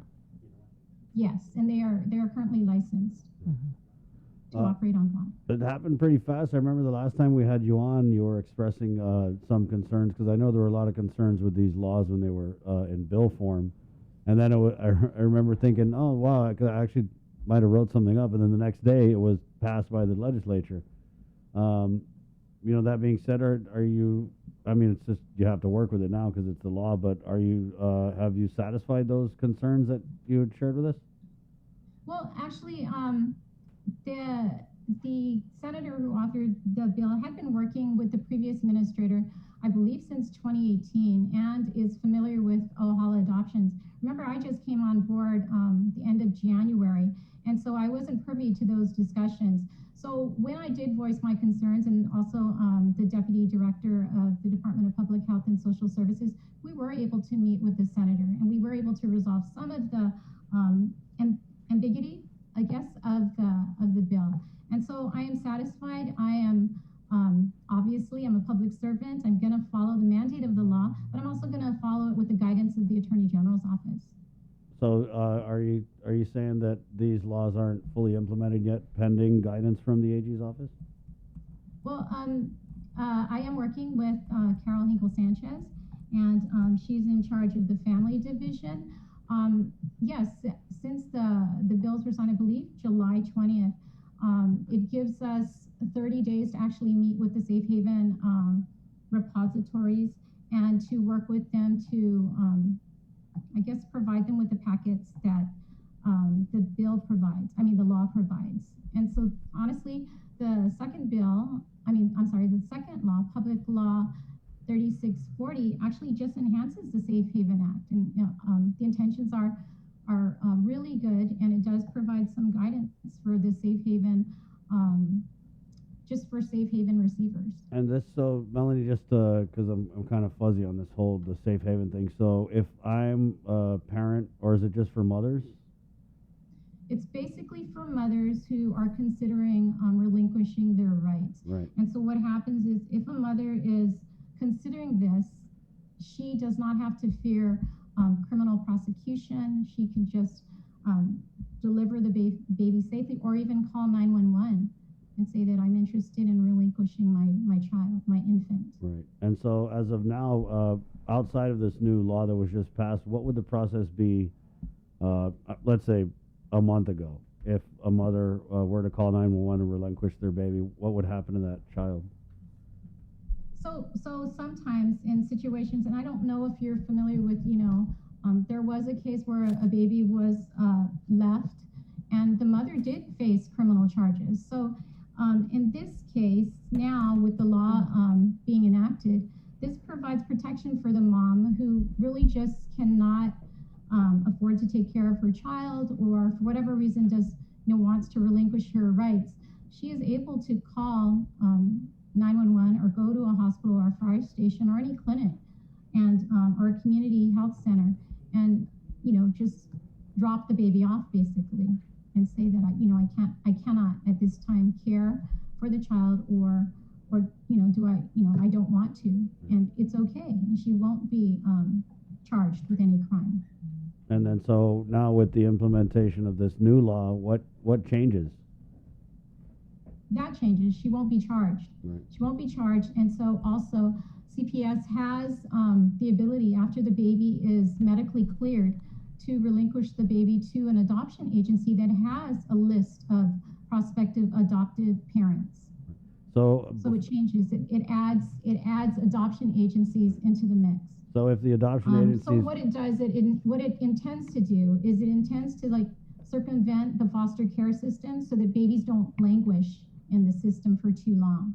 That a baby is given to basically a forever home right away, rather than staying in foster care and moving. so what would the process be if a mother has second thoughts after she's decided to give up her baby? Because we see that. I've watched a couple documentaries on it. Is it just once the adoption agency gets its baby, that's it? No. So there are provisions in the current law that say that there's at least a 1 year period where that baby is supervised, and the transition is supervised by social workers, by Child Protective Services. And so if mom changes her mind, there is still the ability, her rights are not terminated just because she decides to surrender her baby under the Safe Haven Act. But it's an expedited process, but at the same time, mom can change her mind. Dad, biological dad can say, I don't agree to this. And so it becomes a court matter. So that's what changes so before, if you relinquished your baby, it would go into the foster care system, and that's there's a wait, and now it just goes to the adoption agency. So our current system prior to the enactment of these laws was that we also, again, receive calls from prospective adoptive parents, expressing an interest to adopt, not so much wanting to foster. And so we do have a current listing of about 11 interested adoptive applicants, but there are no babies, and so really children that are adoptable, we have several sibling groups, we have some disabled children, but we don't really have, single infants available for adoption. So there are some children that are adoptable in the foster care system that really are looking for forever homes. And we're hoping that our work with nonprofit organizations like Ohala can also assist us in finding homes for these hard to place children. Older kids are also hard to adopt. Okay. So the process, I was just thinking if the mom changes her mind or is the father, like the biological father, notified when the baby is relinquished? So every home study, every prospective, there's a termination of parental rights, and so there is a whole assessment on the parents. If the mom wishes to divulge who the father is, if the father comes forward, then yes, that is looked into, as well as, like medical history, family history, so that we're able to properly inform prospective adoptive parents of, what kind of issues they might encounter later. So it's definitely not as easy as, let's say, a mom is having a mental health day and just feels overwhelmed and calls 911, relinquishes the baby, but then maybe in a week comes to her senses or whatnot. She can't just get the baby back, right? And so even in the regular, even in the regular Child Protective Services system, we see that occur quite often, more often than full-blown termination of parental rights. I've changed my mind. Typically, women who are considering adoption consider it early on in their pregnancy and make, outside arrangements, and usually on Guam, it's with family or friends that they're aware of. So it doesn't even really come into the Child Protective Services system until the court requests that a home study be conducted. We had a comment, does the 1 year period require the adoption family to stay on Guam for follow-ups? That's currently how it works, Chris, but you can always petition the court. If it's like with military families, you can always petition the court to be monitored by an adoption agency off island. But typically it's 1 year here. We good? Yeah. Okay. Well, thank Melanie. Anything in closing, because I know you're very busy and I want to make sure we get everything out of you before I just let you want go. to thank you guys for, your patience. You're always asking me to come on, and it's honestly, it's constant, busyness, but it's good, important work. And so I'm sorry that it took so long for me to get on. Don't worry about it. Yeah. Appreciate the information. I just wanted to get you on to kind of clarify the process with these two new laws so that people know when they make that phone call how much gravity it carries, right? And the process that it triggers. I mean, even before these new laws were passed. So Yeah, I thank and you I for that. guess, it's just important to note that the intentions of both laws, are very noble and are very good intentions, and it's hoping to help, the overburdened foster care system, as well as, putting infants immediately into homes, forever homes, right? And so I guess that's, the point that I wanted to get across. I mean, there's a saying about good intentions, but I'll keep it to myself. Yeah, and and again, we work very closely with the Attorney General's office to ensure that what we're doing, that we're following the mandate of the law, and that we're also providing the best care to these children. Thank you, Melanie. Thanks, Melanie. Okay, have a great day. Bye. You too. There you go, 7:43, Tuesday, August 3rd. This is the link. Pacific Point, Cabo Enterprises, Jack in the Box, and IT&E. We're going to take a quick break, and then we're coming back. There is an interesting graphic that we got from the World Health Organization that kind of takes a snapshot look at COVID cases, not just on Guam, but in the region. And we'll share some of that with you coming up next. Good morning. The show brought to you again by Pacific Points, Cabo Enterprises, Jack in the Box, and IT&E. Do you feel like you're missing out on something? Make life more rewarding with Pacific Points. Earn and redeem points for bill rebates and free load at IT&E, discounts on fuel at Shell, vouchers at Foodies, and United Mileage Plus miles. You can even pay with Pacific Points at IT&E, Shell, and Foodies. Pacific Points. Do more, get more. KUAM's multi-platform morning show, The Link, just got a little more delicious with Feed Me Fridays. Chris, Sabrina, Jason, and the rest of the morning crew will take some time off each Friday to talk, taste, and tempt you with all the latest and greatest food and drinks on Guam. Old faves, new hits, and everything else we can put in our bellies. It's Feed Me Fridays on The Link, brought to you by King's Restaurants, Ruby Tuesday Guam, and Devondale. GU Self-Storage, conveniently located near the Harmon McDonald's. We offer affordable rates, online payments, and auto bill pay for your convenience. Plus gate access daily from 6 a.m. to 9 p.m. Call us today at 648-7867 for more information. Get the job done the right way by getting the right stuff at East West Rental Center. With years of experience helping builders, we definitely got what you need. Call 646-1463 or visit us in Upper Tumon. Open Monday to Saturday from 7 a.m. to 5 p.m. and on Sundays from 8 a.m. to 5 p.m.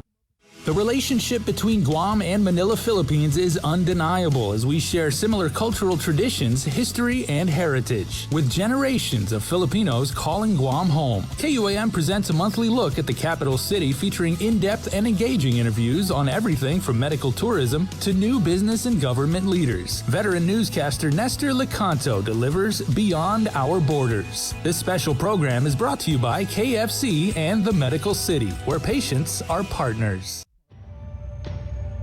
Listen, watch, and learn from the daily Chamorro News updates from KUAM News. Catch them on The Link during the 8 o'clock hour, streaming online on Isla Radio, or on the KUAM News YouTube channel for your convenience. Tune in and stay informed, all while preserving our precious culture through the daily use of our native Chamorro language. Chamorro News updates are brought to you by your familia at First Hawaiian Bank.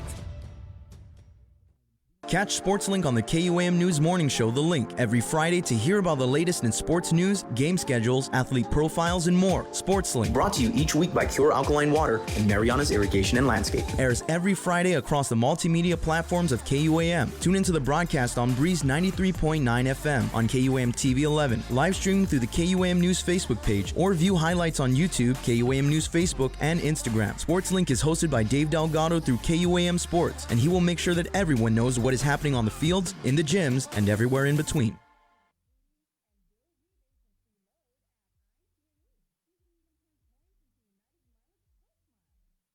See what's on TV tonight with schedules, network news and notes, local promotions and giveaways on KUAM Communications social media pages. Like and follow us on Facebook or Instagram now for all the latest and never miss out. Looking for TV schedules, upcoming sports, or special presentations, or what you may have missed over the busy week you had? Well, look no further than KUAM Digital Digest. This weekly emailed newsletter puts all kinds of information in the hands of subscribers each and every week. Just subscribe and we will make sure you keep up with your favorites and stay informed and entertained throughout it all. Go to KUAM.com, click on the newsletter tab, give us your email address, and you are all set. Brought to you in digital partnership with King's Restaurant and Ruby Tuesday Guam. It's the KUAM Digital Digest, your weekly guide to the latest information and best entertainment on the stations and platforms of KUAM. The Culture Club returns to KUAM Digital and KUAM News Weekend Edition, highlighting Guam's young artists, activists, and crafters as they work to protect, preserve, and promote our Chamorro culture. Watch this weekly feature on the digital platforms of KUAM News Weekend Edition, brought to you by Hanum.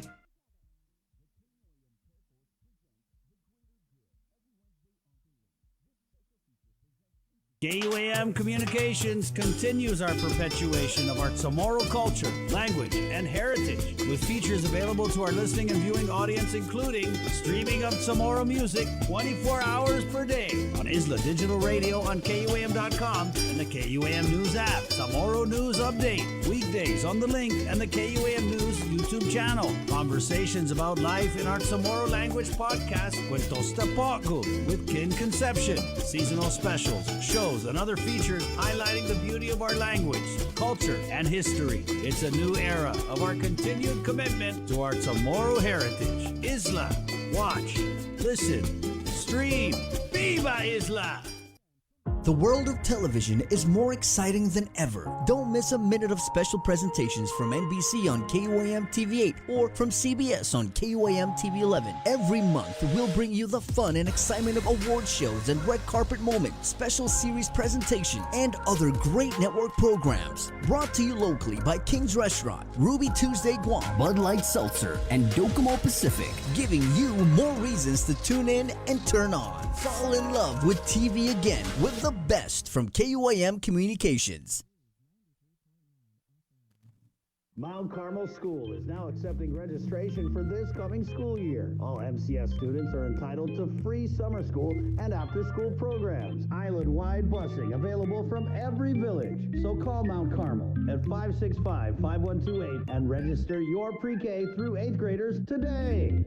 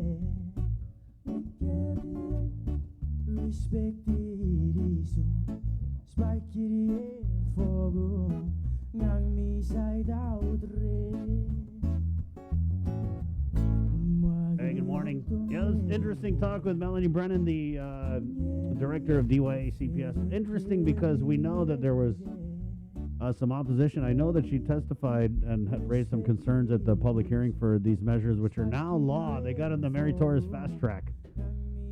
See how it works is when you have something that's before the Supreme Court where Mary Torres' husband is one of the justices, then if anything Mary Torres has better rubber stamp, we can pass that right away. I know, it sounds crazy, but it is what it is. Yeah, but, and then the deputy director of public health, Terry Huggan, had also wrote a bunch, basically wrote a Bible. It was like, hey, this bill, I don't know, these bills. But then the governor had come out and said, disregard Terry's comments. We love this bill. And now it's law, just like that. And what figures prominently into the mix is the one adoption agency that got to hold the floor during all these hearings. It's always, for me, it's always problematic when you have a measure that is going to benefit an entity, and the only entity that you go to for any kind of vetting of this measure is the entity that stands to benefit. I mean, it's a clear conflict of interest. But anyway, I know you guys ain't trying to hear that noise. 7:54.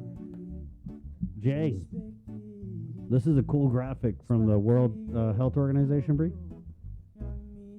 Oh, cool isn't exactly the term Well, I it's would not use. cool. It's just very harrowing. Need to see the data. Yeah. So we see here, this is the latest data from the WHO, confirmed cases and deaths as of basically today, Guam time. The top 3 countries from, let's see, Guam is, there you can see, there we are. We have got about, we're right underneath French Polynesia. French Polynesia only has a couple more deaths than we have. They've basically got twice the number of infections. That is very... Let's look at regionally. I don't think this is ranked. Jay. Yeah, I don't think it's ranked, but Yeah. let's look at Japan. So Japan, Almost a new million. cases in the past 24 hours, 10,063, 935, 886 total cases with 15,197 deaths. Now the numbers for Guam are kind of off Yeah. because it says 0 cases in the past 24 hours, which yeah, that's not right. Yeah, because it says this was, probably about 24 hours behind at least. Right. Yeah, but 24 hours behind, there was no 0 cases. We Right, still had yeah. cases. And then it also, the case count is also not accurate. It says 8,271 when it actually is 8,564. Oh, wow, this is kind of way off. Yeah. As far as the nation with the largest number of Oh, total let's cases, look, Jay, before you go there, Philippines, right? So yeah, what that's I what want I'm to, saying. what, yeah, 1.5 million total cases, 28,016 deaths. but they got a gold medal. No, I mean regionally though, it's concerning because obviously Japan, the Philippines, Korea had 1,219 cases. Malaysia too, very disturbing. 1.1 million infections, 9,184 deaths. They've been saying some things in recent weeks about Southeast Asia. Yeah. But these are where we get our tourists, so with the quarantine kind of lifted, looking at these numbers, which I got this from Chima Mbakwam over at Public Health. You kind of got to wonder about that quarantine question. What quarantine? Well, I don't know. We've got all these raging hotspots all around us, And we but did we're report not. last night in the news that we did get our first flight from Korea. Yeah, and then so we're getting former Governor Carl Gutierrez on at 8:30 to talk tourism. Obviously, yeah, we're getting so we're doing the Airbnb now, but I think we're getting a first regular flight of just tourists, straight up tourists coming in. I had a friend who did a staycation with the kids over at one of the hotels, and he was telling me that it was full of Taiwanese tourists for the Airbnb. Yeah, there were like 300 some visitors from Taiwan there at that hotel. 756. So what do you kind of make of those numbers, Bree? Looks like I'm not going anywhere really. It's everywhere. Jay? No, it seems like, and that was only regionally from the Eastern Hemisphere, but it seems like it's starting to spread because of the Delta variant, around Asia, like I was saying, and Right. obviously there's a very big concern in the U.S. right now. Yeah, we just played that story, which is coming up on the news here. The U.S. is surging. I think even Wisconsin had a 264% increase in positive cases. Right. I'm just really concerned about our cases. 23 cases. Right. Yeah, that's something Out that. of 819. Is that tests. from Friday? Yeah. This Or was is that just yesterday? I mean, Jay, I No, don't it's know. just- It matters to me. 23 is 23. Yeah. Because we didn't get any JIC reports over the weekend, right? So is that They don't do JIC reports on the weekend. So that's anymore. Friday, Saturday, Sunday? The 30th through the 1st. Right, as reported on KUAM. So it was 23 positives, Bree? Mm-hmm. Right. And Was there- 800 some test samples, right? 819 tests Was there anything there about the variant or anything? in the JIC release? I don't know. Just No. checking. Yeah. Not that I recall. Okay, it's 7:58, guys. We're going to take a quick break, and we're coming back on KUAM TV. Where on the way we'll have Nick Lee of. Guam EPA. Thank you. Also, Senator Joanne Brown, bringing her on just a little perspective on this Marble Cave incident because she was the former deputy or director of DPW. Yeah, I think former director of Department of Public Works and former deputy administrator of the Guam Environmental Protection Agency. Right. So look at that. We'll get Senator Brown on. We're getting former Governor Carl Gutierrez, tourism, Senator Clint Rigel, the GPA oversight. I'm pretty sure he's got his 2 cents to add to this conversation about the GPA contractor and also the rate increase, guys, as we're getting slammed with a 55% LEAC increase with the Guam Power Authority. Right? Yep. Hey, good time to pay that Rise Act. You know what I'm saying?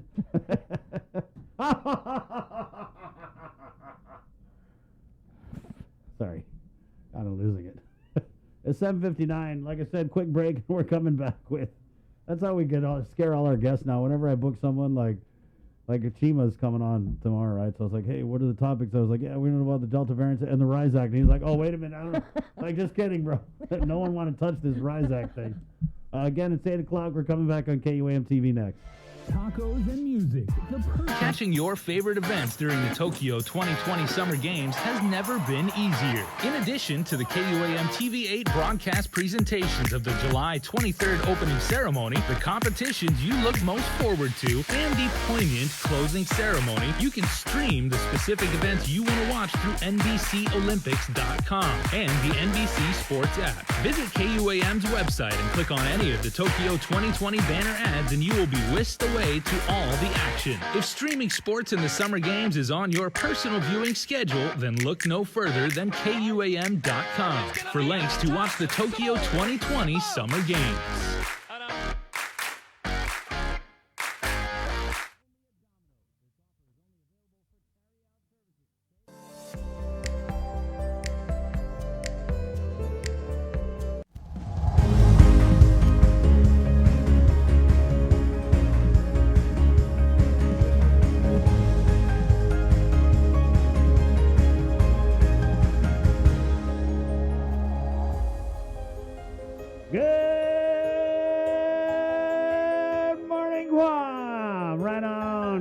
Good morning, KUAM TV. Morning, Sabrina. Good morning. Good morning, Jason Solis. Good morning. Right on. Good morning, KUAM TV. This is the link. It's Tuesday, August 3rd, 2021. Brought to you by Cabo Enterprises, Pacific Points, IT&E, and Jack in the Box. Miss a link, miss a lot, so don't miss it. Coming up on the show, again, the Guam Museum is open, limited hours. That sounds like a fun thing to do. Dr. Michael Bevacqua, who's the curator of the Guam Museum, is coming on free. Also, Senator Clint Rogel, Senator Joanne Brown, former Governor Carl Gutierrez, Nick Lee, Guam EPA, all on the way here on this Tuesday. You want to get into the news? Sure. Okay, let's go ahead and get into the news. It's our 8 o'clock newscast, which is proudly brought to you by Pacific Points, with the very latest from the KUAM News team. Good morning, Sabrina Solis Manzanani. Off day, everybody. As you head to work, make sure to keep your umbrella, raincoat with you because it is going to be another rainy day. The NWS says you can expect cloudy with frequent heavy showers and isolated thunderstorms today. It's also a good idea to stay out of the water as a high surf advisory is in effect through late tonight along west-facing reefs. High risk of rip currents also through late tonight. The island recorded 23 new positive cases of COVID-19. The results are from 819 tests performed between the 30th of July to August 1st. According to the Joint Information Center, 4 cases were identified through contact tracing. 1 reported recent travel history and was identified in quarantine. The Guam Department of Education on Saturday also confirmed an employee assigned to Weddingale Elementary School tested positive. To date, there have been a total of 8,564 officially reported cases of COVID, with 143 deaths. 69 cases are active, and there have been a total of 8,352 recoveries. A total of 2 people are hospitalized. The CAR score is now 1.1. With more news, here is Isaiah Uggan. This news update is brought to you by Pacific Points. Do more, get more. Half a day, good morning everyone. Guahusi Isaiah Uggan with your headlines here on the link. More on the mass at the Marble Cave area as a solar farm project there has brought a downpour of concerns from regulatory agencies and now the Guam legislature. KUAM's Hala Matsunani reports. It's egregious. It should have been avoided. Senator Sabina Perez is referring to the devastation in the Marble Cave area. As we reported, Guam EPA issued a notice of violation to Samsung E&C America Inc., which is contracted to construct a solar farm in Mangilao. The contract is part of a $200 million deal between KEPCO and the Guam Power Authority. Samsung was cited for failing to stick to its plan to control erosion and sediment. The potential fine was $18 million, but Guam law caps the amount Guam EPA can impose. A company that makes billions of dollars, right? And being slapped with a fine of $125,000, does not really provide enough enforcement capability for us. And it doesn't hold the company accountable for the damage that they've done. Without the proper erosion and sediment controls in place, it has left the historic Marble Freshwater Cave a muddied mess, and access roads to private property in the area flooded. This could have been completely avoided, had the company actually implemented the plans. Although one of the bills would lift the cap on fines, another measure would also provide funding for Guam EPA to tackle its shortage of manpower to help step up in their enforcement efforts. I see that by bringing in more resources and money, especially during the budget cycle, now is the time. If we really want to make the change, we really have to put the money towards Guam EPA to ensure that they are fully carrying out the mandates that they have. In further efforts to get to the bottom of what happened with the solar farm project, Senator Perez, who has oversight over the Guam EPA, is looking to hold a joint oversight hearing with Senator Clint Rigel, who has oversight over the Guam Power Authority. Additionally, KUAM spoke with Guam Contractors Licensing Board Executive Director Buddy Orsini. He and his team conducted an assessment of the solar farm project today to ensure the contractor not only used the proper materials for the project, but whether they followed their plans. Whenever you clear or grade such a huge area, such like this project, and you remove the roots of certain trees that's been there for 30, sometimes 60 years, it makes the water flow. Especially if in that area there's an area from the top and this goes down to a certain area in the bottom. And that bottom area is the one closest to where the cave is. So when you don't have any vegetation, right, the gravity and the force of the water that comes down is even greater, and it magnifies because there's nothing holding it. They were actually fortifying the berms. The berms are like man-made, like mountains, like huge barriers that consist of like 9 feet high and about maybe like 8 feet wide, right, with big rocks and coarse. So that also plays a protection, for the erosion control. The Department of Public Works also conducted an assessment of the project last week. KUAM is still waiting for an update on the agency. Additionally, the contractor could potentially face enforcement action from the U.S. EPA for violations of the Clean Water Act. Reporting for Guam's News Network, I'm Tyler Matanani. The average monthly power bill will increase by about 30% by the end of the year. A more than 50% increase in the fuel surcharge will be phased in over the next few months. The first increment took effect on Sunday. GPA says because of rising fuel costs, it has little choice but to start recovering the increases it chose not to pass on to ratepayers during the height of the pandemic. To ease the blow, the increase in the fuel surcharge will be phased in. For the average residential bill, that means an added $23 to this month, another $20 in October, and another $20 in December for a total of $63. That bottom line is about 28 to 30% on the total bill. $15 million in federal assistance funds promised by the governor allowed GPA to phase in the LEAC increase from 11 cents to 13 cents per kilowatt hour in August, then to 15 cents in October and 17 cents by December. Barring any other huge 45-degree angle increase for some other significant fuel oil event on the island, I think the 17.1 cents will ride us through this, and hopefully we get into better times. Those better times might not be until 2024, when GPA expects to further wean itself from the fluctuating costs of fossil fuels with the completion of a new low-sulfur diesel power plant and by hitting its target of 25% renewable energy capacity. That is because we are going to consume 1 million barrels less a year when that happens, and that's by 2024. 1 million barrels a year, Nestor, translates to $70 million at today's rate. Beneventi says ratepayers can help themselves by reducing consumption. The GPA website has lots of tips on power conservation. For Guam's News Network, I'm Nestor Lecanto. Good news for the Mayor's Council of Guam and Customs and Quarantine Agency as they finally received their COVID-19 differential pay on Friday.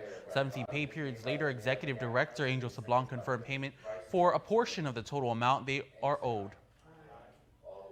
They did pay out 9 pay periods on Friday from December 5th, 2020 to, I believe, March 27th, 2021.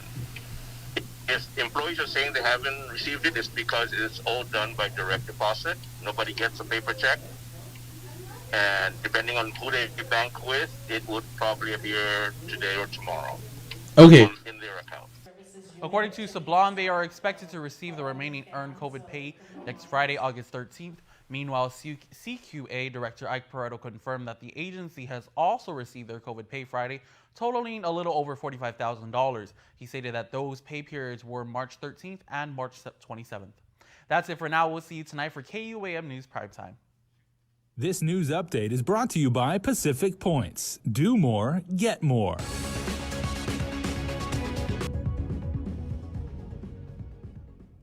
The Department of Revenue and Taxation confirms another batch of tax refunds will be paid out this week.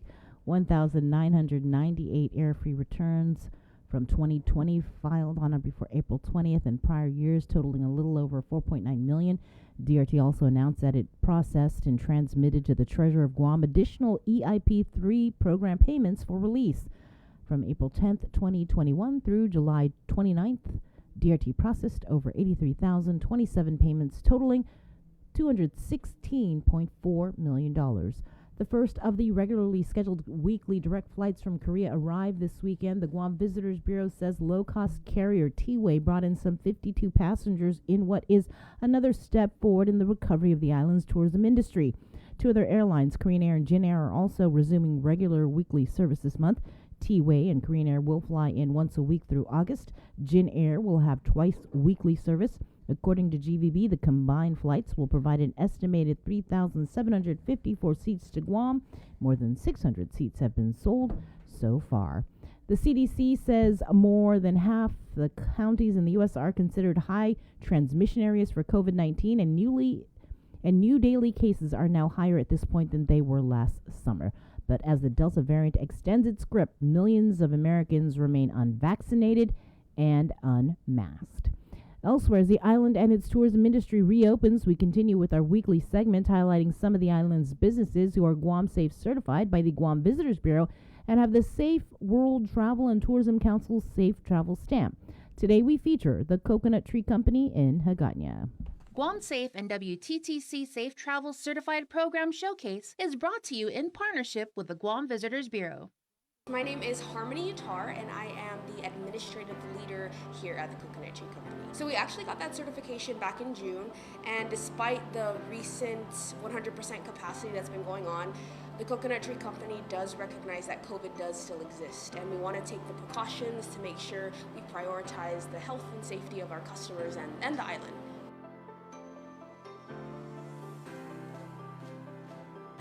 I think it means that it also encourages other local businesses as well as the customers of them and us to remain safe and remember that, hey, again, COVID is existing and let's do our part to it. Wear the mask, sanitize, and continue to social distance despite that 100% capacity.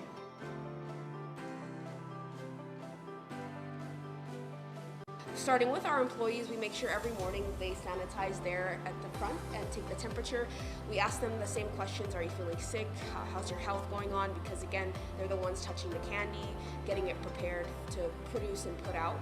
And we make sure we regularly sanitize everything, washing our hands with soap and water right before we go into our process of touching the candy. We go through gloves like crazy. We're always buying packs. The people over at Sunny's love us because we're always there. And again, we sanitize as well as with our customers every time they come in. That same process: temperature, sanitize, or feeling sick. And even at the front of the door, they have the mask photo to make sure that they know to enter with this. And then we have that certification posted too. Guam Safe and WTTC Safe Travel Certified Program Showcase is brought to you in partnership with the Guam Visitors Bureau. News in Chamorro, here is Kin Conception. Buenas tardes to get sunto gifinut sa morgan ni KUAM News. Presenta ni Familian Mizo gi First Hawaiian Bank.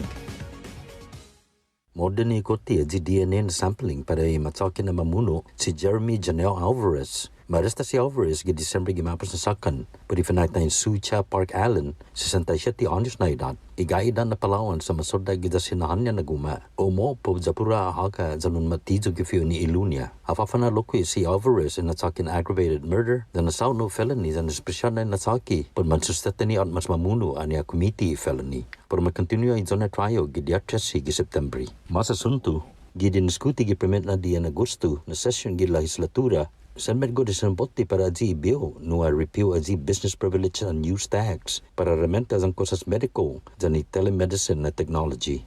Itumugi i-bill si Senador Tony Ada asangan namin ang lingon ganansyan sa lapi para doon siya na trustees sa ninabali sa epok siyempre kompanya siya pero manapati espesyal na kosas dan trustees para medical na rason.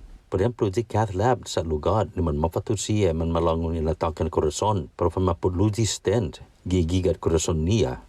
Ilang hungga na komprendiya pada di use tax dan temano afekta sa lapi no mahalom para gobernamento lo zang ginti mana halom adu siya na trustees medico taza minalingo lo komutita na fatu aduna artiklo siya sempre malingo linada siya ibiw na siya da sama bansa mona para third reading pero mabota gi después di mas talo malig na asunto para Mayor's Council of Guam dan Guam Customs and Quarantine na ahensya siya sa lusutumus ito niya COVID-19 differential pay sa man maapasi gimapos na business. Después 17 na pagamento, Director Mayor's Council si Angel Sablan, akonfirma na man maapasi ayan sa siya palo na sa lapi no man madidibi. Ilinga si Sablan na mananagay tatinan gi otro business di 13 Agosto. Mentaseno Director de Customs si Ike Paredo, akonfirma na adyo na ayan sa marisibi apas niya gi mapos na business no atutat 45,000 pesos. Ilingan na na apas sa parepagamento dia 13 gimatsu dan dia 27 gimatsu. Masa tikulo gini gobernamento, ni Department of Revenue and Taxation sa makonfirma otro nakadumin tax refund ni para manahuzong pago na semana. Min 998 na refund sa para manahuzong para siya na return ni man mafayo antes at gidia 20 Abril 2021 na sakan, dinadyo siya antes di este na sakan. At total 4.9 milyon pesos. Manunsya ko in revenue and tax na ma-process na matransferi sa Lapi Guatu, di Treasurer of Guam para mas na EIP 3 program na inapas ni para ma-distribute. Desti dia 10 Abril, este dia 29 Hulyo pag nasakan, ma-process ni revenue and tax maski 83,027 na inapas, no at total 216.4 milyon pesos. Yuto mo na sunto gin ni KUAM News gifinut sa Moro para pago na matis, ifinet na flete ni maschedule ni para ufato kada semana gin in Korea sa mato gimapos na utumon semana. Masanga ni Guam Visitors Bureau, nadzi barato na Baikonari itiwe sa nafato magi 52 na pasahero, zaman nun sa na-esti sa Paso Morna para hinamli Industrial Tourism gi Islata. Dos otro na kompanyan Baikonari, Korean Air dan Jin Air sa para matutun loki pago na mea si Sidbishu para magigwahan kada semana. Itiways ang Korean Air sa paramanafato magi kada semana gi mes Agosto. Jin Air sa 2 biyahe gi semana. Según GBB, turisti siya sa may estima 3,754 na sidan pasahero para magigwahan. Maski 600 na sita sa estaman mabendi. Para Guam News Network, Bausikin Conception. Yasuto gifinut sa Moro sa presenta sa ninafato ni Familian Mizo gi First Hawaiian Bank.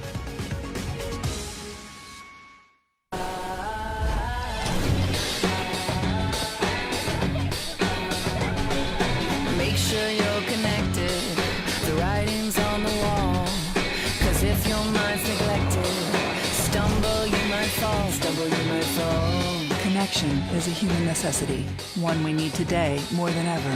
And with the new First Hawaiian Bank mobile app, you can stay just as connected to your finances.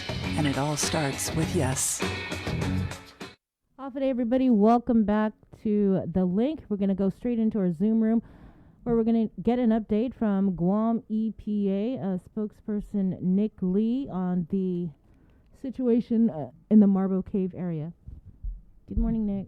Thanks for coming on. Hi, good morning, Sabrina. Good morning, Chris. Good morning, Senator. Thank you for having me. just a quick update on the notice of violation and the compliance orders that were issued to Samsung ENC America Inc. on the 29th.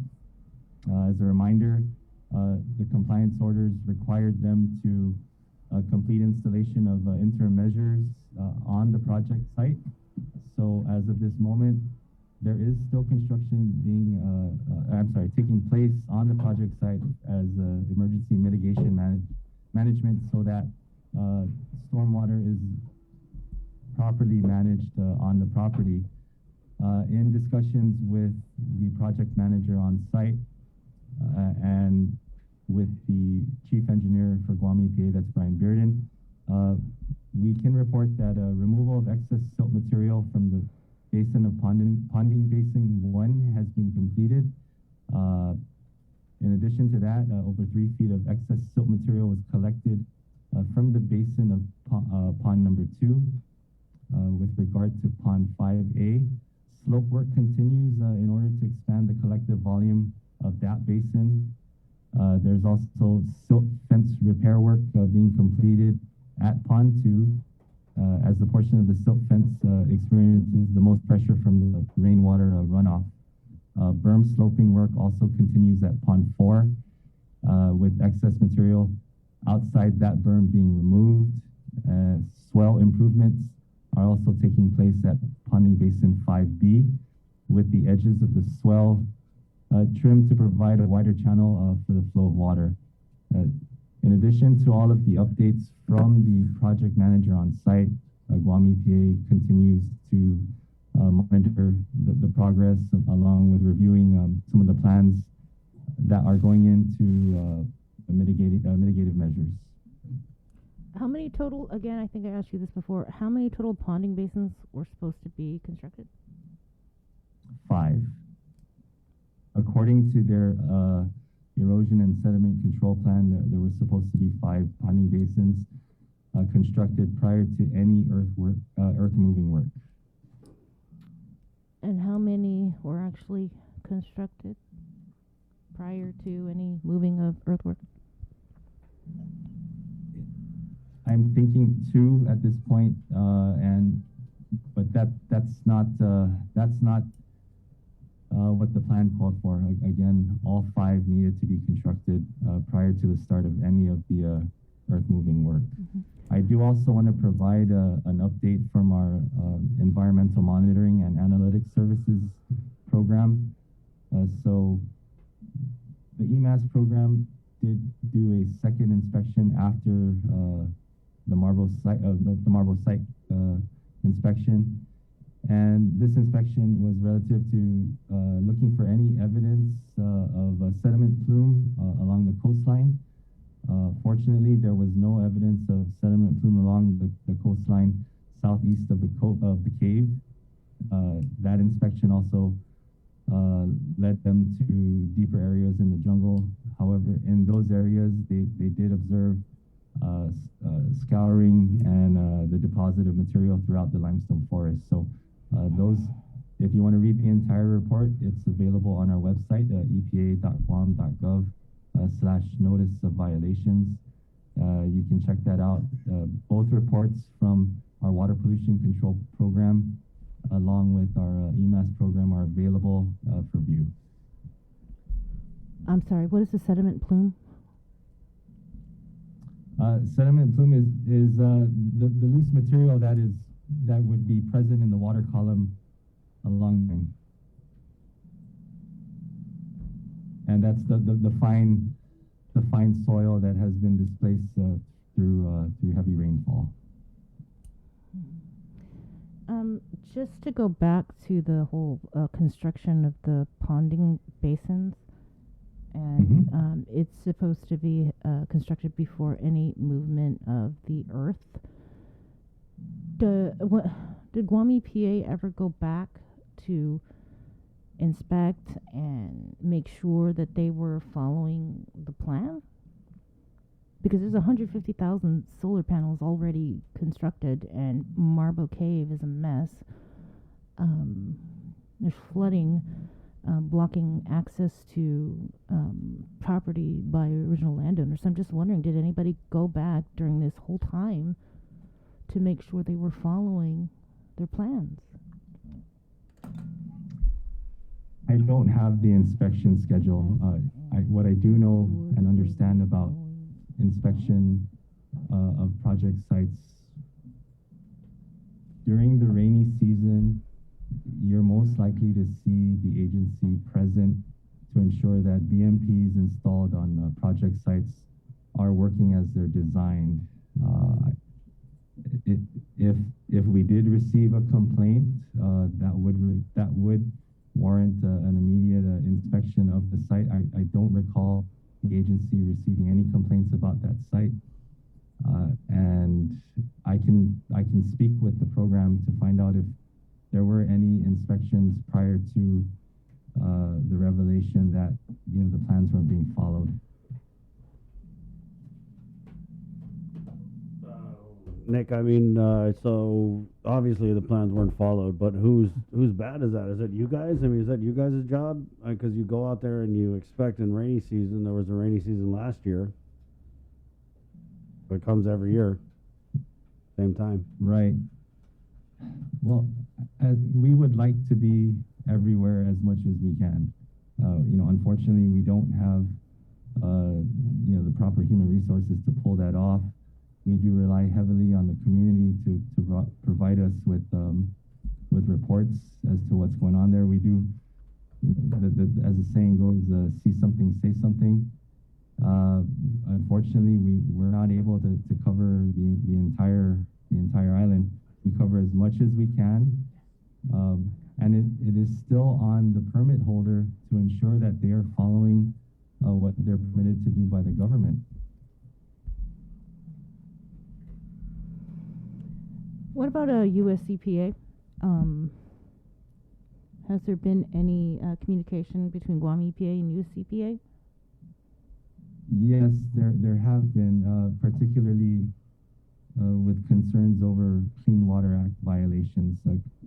As we mentioned in the past interviews, Guam does not have primacy for Clean Water Act violations. So anytime that there's a distress in any of the U.S. navigable waters, that automatically will trigger a response from U.S. EPA.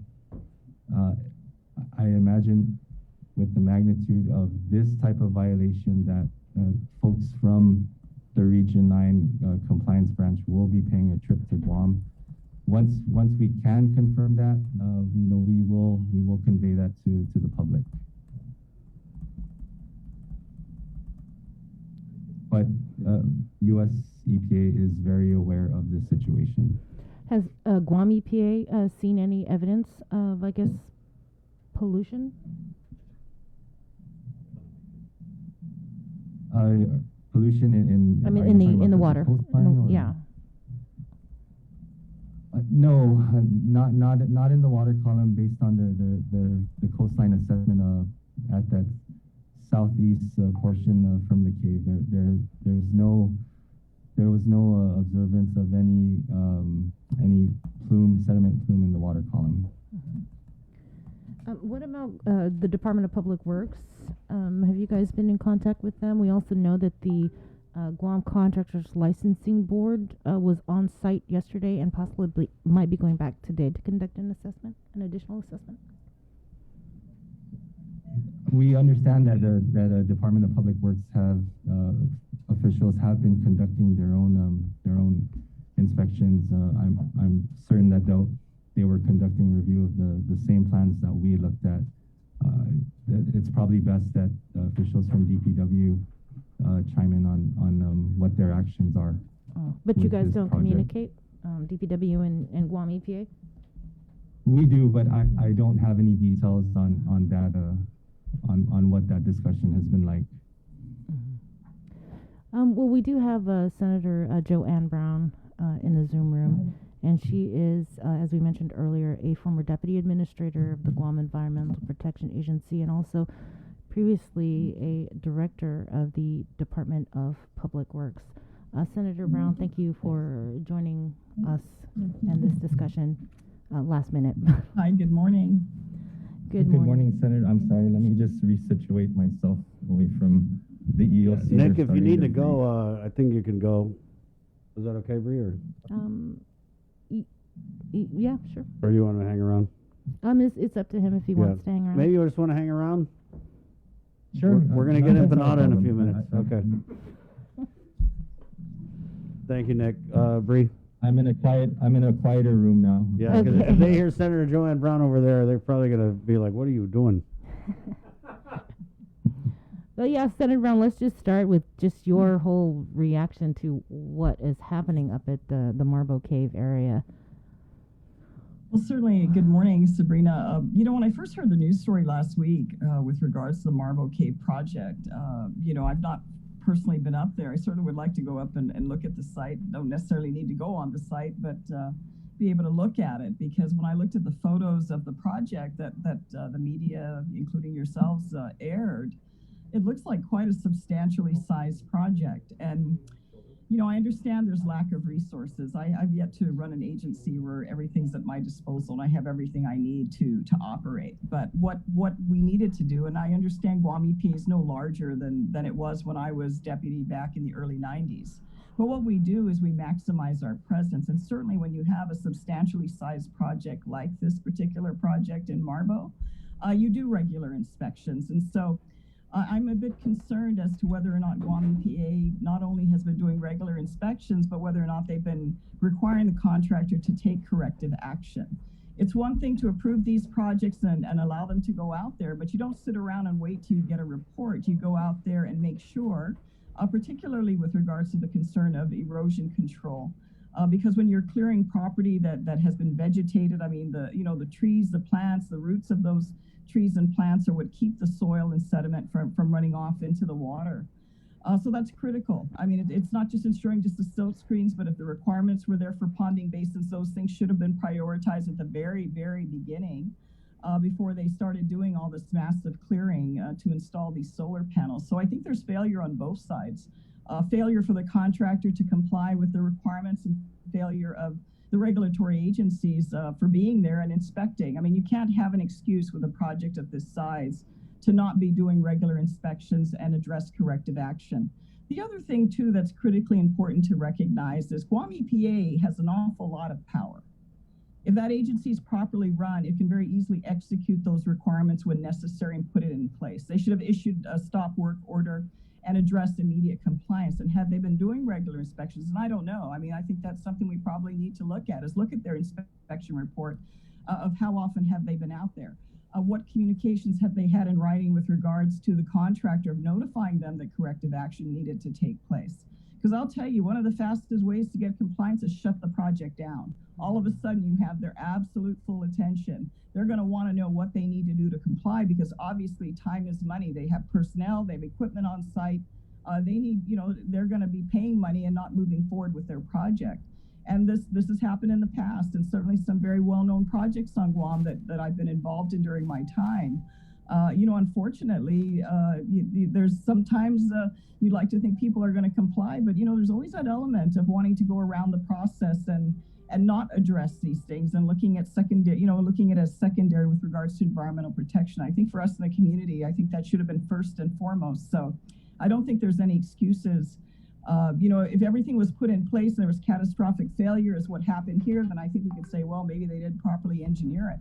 But to hear that there's maybe only 2 of what was intended to be 5 ponding basins that were supposed to be constructed to capture the siltation and runoff, and it was not constructed, I think that raises, certainly in my mind, a big question mark as to why Guam EPA didn't require compliance and request that the contractor proceed to get that in place before they did any further work on this project. What about the Department of Public Works, since you were the former director, so speaking from your experience, would Public Works also, should they have also been monitoring this project and conducting inspections? They have the same capability of going on these construction sites and addressing compliance. I mean, keep in mind the government is the regulatory agency. Of course, Guam EPA has jurisdiction with regards to environmental requirements, DPW is the ultimate, because you circulate your permit among different agencies and get their approval, but the ultimate signature that activates that permit is DPW.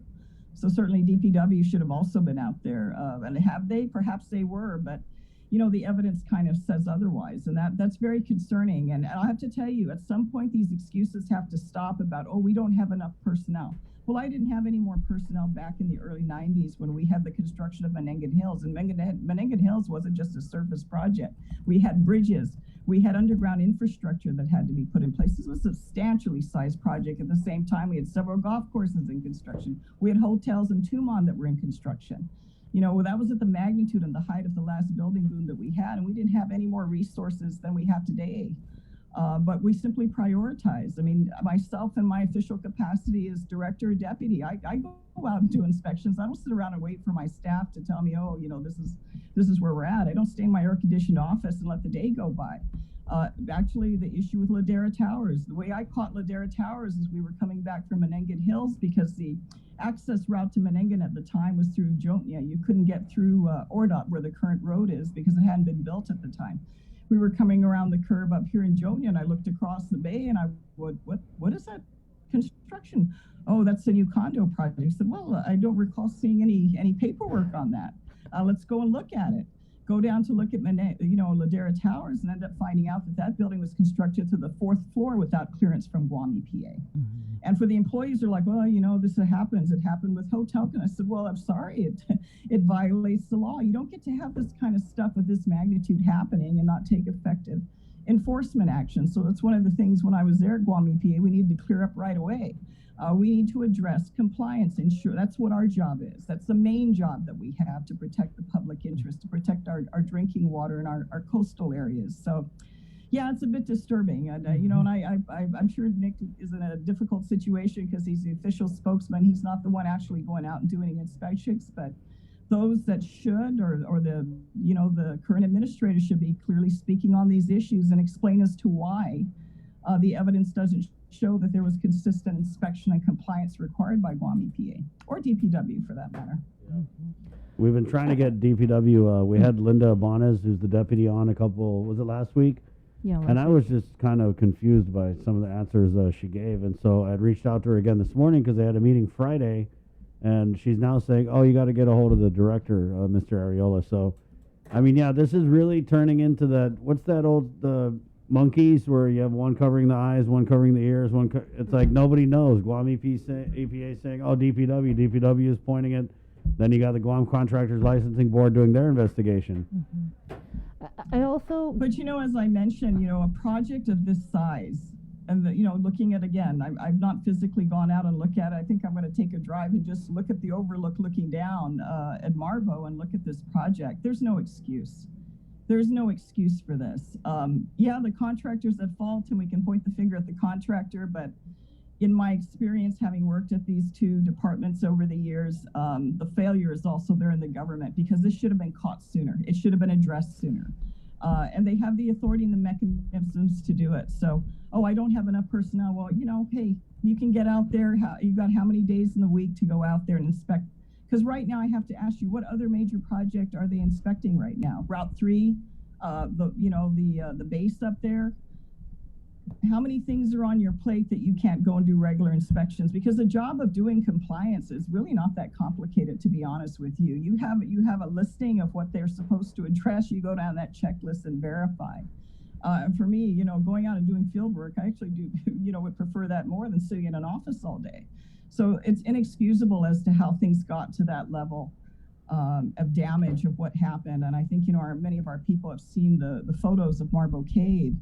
And we're very disappointed and disgusted to see the outcome of this. This could have been avoided.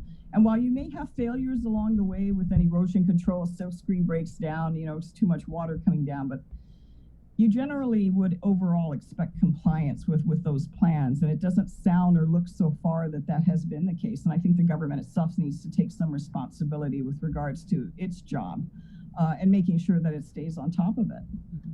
Well, the other part of this whole mess is, Guam EPA in their notice of violation was looking at this fine of $18 million for, $10,000 a day per violation for a period of 368 days. But the maximum fine was $125,000, I guess, by GAR, by law. Senator Sabina Perez, Speaker Therese Terlahi, just recently they introduced that bill to kind of change that cap. What's your thoughts on this, Senator Brown? Well, I mean, you can go ahead and change those amounts. I mean, that's not that complicated a process to do through legislation, but I don't think that addresses the concern that I see with regards to this particular project. I mean, you can increase the amounts, but if the government of Guam, through its respective agencies, are not doing proper inspection of these sites and ensuring compliance by contractors, because, you got some really good contractors out there. Their reputation matters to them. They're going to make every effort to make sure they're addressing compliance, especially now at a time when, our community is getting more sensitive to environmental protection. In this particular case, looking at it, again, I'm on the outside looking in, but been inside for a number of years. It doesn't address the issue as to why the ponding basins were not constructed. Why were they not put in place before work was allowed to continue? Again, looking at the photographs, it looks like a substantial amount of solar panels were installed, and yet the basic requirements of ensuring the sediment control was not addressed. And I think that's a major failure on the part of the respective agencies. And that this excuse, I don't have enough personnel, hey, you got officials now that are directors of agencies that have their own official vehicle to drive to and from work. Why aren't they getting out? Because I've never had an official vehicle unless I'm out on official duty during work hours. I drive my own car to work every day so that my department or agency can have the resources that they need to do their job. This is inexcusable, especially the fact that these ponding basins were never constructed.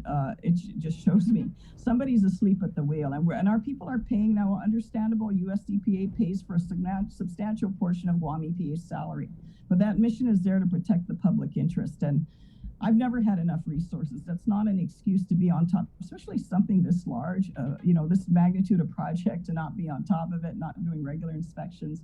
That raises a big question mark in my mind. And I think overall the community's response is tremendous disappointment. Because we can point all the fingers at the contractor and ride our high horse and say, they didn't comply. But looking at this issue, I see failure on the part of key agencies that should have been inspecting these sites and ensuring that the erosion control measures were put in place. All right. Well, Senator, tell us what you really think.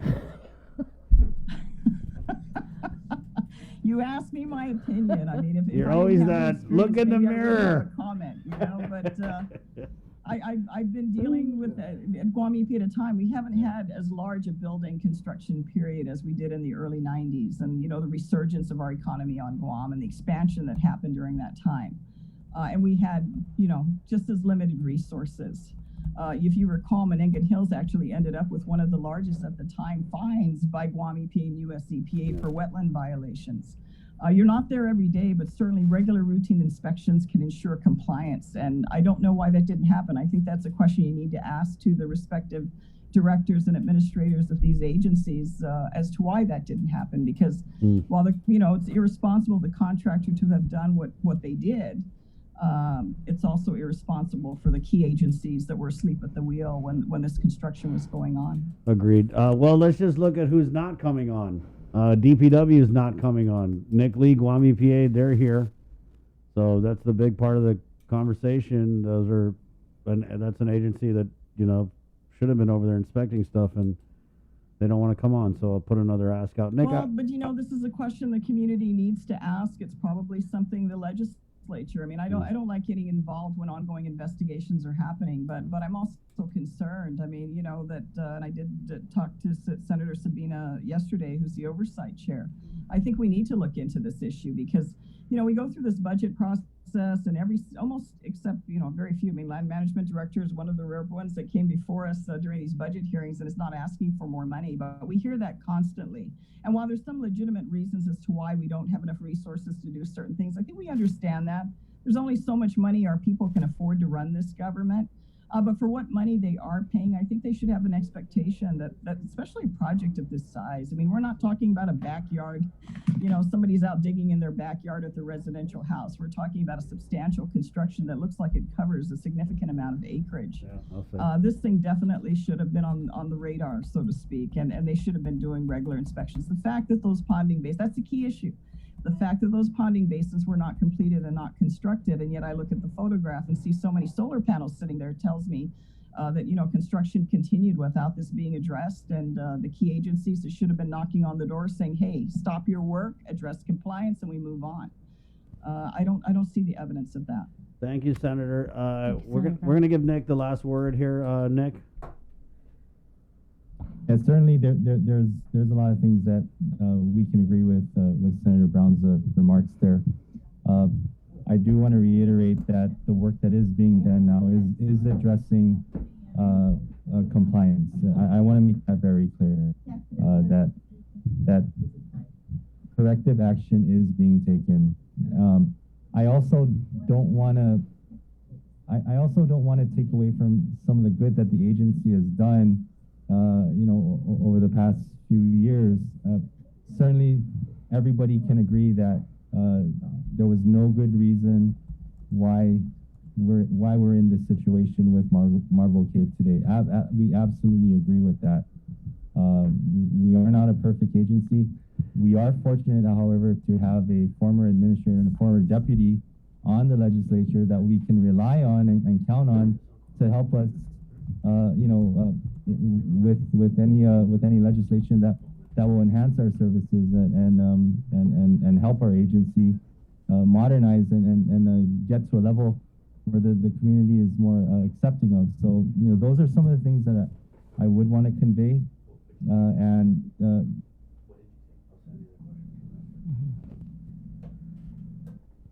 I think he's frozen. Oh, man. I don't know. He's frozen after all that hot from Senator Brown. Real talk. Well, Nick, you kind of froze up there. Okay. All right. Good talk. Right on. Thanks, Nick. Thanks, Senator Brown. Thank you, Senator Brown.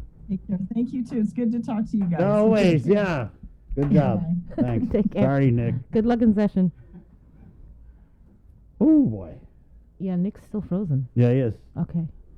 It's okay. He'll thaw eventually. Let's go ahead and go to the KUAM News Zoom room where we have the President and CEO of the Guam Visitors Bureau, former Governor Carl Gutierrez, standing by. And ladies and gentlemen, I give to you again... Wait, he's on the phone. Okay. Yeah, but you know what Senator Brown had said, that's such a routine. I mean, routine maintenance, how many times have we heard about just things in Gov Guam just breaking? Mm-hmm. Yeah, we kind of talked about this too when Nick was on the first time we did this interview. And I think we asked about whether or not this was being, routinely inspected and monitored. So, yeah, that was the reason why we wanted to bring in Senator Brown, because of her previous experience leading these two regulatory agencies. Correct. And let's go ahead and go to the Zoom room where we have, again, the Guam Visitors Bureau President and CEO, former Governor Carl Gutierrez here. And ladies and gentlemen, I present to you, for your listening and viewing pleasure, the one and only Jason Solis. All right. Good morning, everybody. And Hafaday and good morning, Gov. Thanks for hanging in there. I know you were kind of like listening in the background, but maybe some contentious times ahead for our friends over at the EPA. Do you have any perspective on what might come before we get into the tourism angle? I didn't quite understand you. I know you're masked on, but before we get our tourists, what? Oh yeah, just that conversation about the EPA. Did you have any comments about about the Marble Cave erosion controversy of late and what might be coming? I'm sorry, but I was having a meeting while I was waiting. Oh, no problem. Okay. Okay, I won't pay attention too much. No worries. Yeah, certainly you do have your hands full, obviously, with the tourism thing, and I'm sure you're quite pleased at the fact that yesterday we reported the first of weekly flights from Korea finally touched base. So wheels down on Guam. We now have the Korean market returning to Guam. How pleased were you, Gov, at the fact that we now have that market returning? Well, first of all, very pleased, that there are 3 flights allowed by the Korean government to start flying to Guam. And that's, of course, T-Way, Korean Airlines, and Jeju. And the next flight coming in will be Korean Airlines, which has, as of 3 days ago, booked over 80 people already. And then subsequent to that flight, then you have Jeju coming in. So the fact that we only had a few real tourists come in on the 52 passengers, it's still a good sign that they're letting them out, and that the passengers that are really fully vaccinated are looking at Guam as a place to come to because of the very, very great protocol and the very safe Guam destination that they believe it is. So I think it just takes the airlines to continue the flight, scheduling it so that the people can know that there's a flight that can go to Guam and bring them back without getting stuck here. So it's looking good. We got it started, and that's the way we want to do it.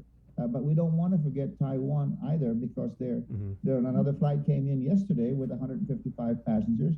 And so we're still pursuing that to hopefully get them to do a regular scheduled flight instead of charters. And after I speak with you here, I'm setting up a Zoom call with the Minister of Tourism, Cultural, and Resources in Palau, Nirai Matul. And I'm offering, as I did to Taiwan yesterday, a protocol where there could be a symbiotic relationship with Guam and Palau. Because Palau has been looked upon as a very, very much safer destination, and a lot safer for them to come to Taiwan and not go through the government quarantine for 15 days and spend at least $2,300, those hotels, but are allowed to go home and have extensive monitoring. So we're trying to get on that, and we're trying to get this relationship with Palau where maybe some of those chartered flights coming in, because remember, Jason, that they did a bubble before. It didn't last until, maybe a couple flights only, because there was a lack of the back and forth and expensive.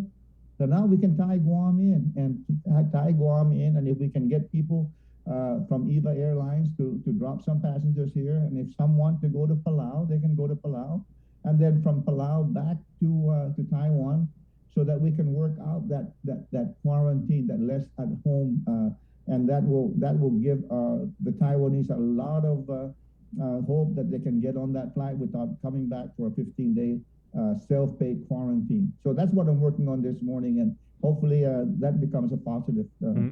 Yeah, Governor, I'm curious because over the course of your career, as a senator, as the Speaker of the Legislature, and ultimately as the Chief Executive of Gov Guam, you've seen like a lot of negotiations, and as a head of state, you've done like a lot of brokering, let's call it deals, right, with different governments and different markets to try and sell the Guam product and everything.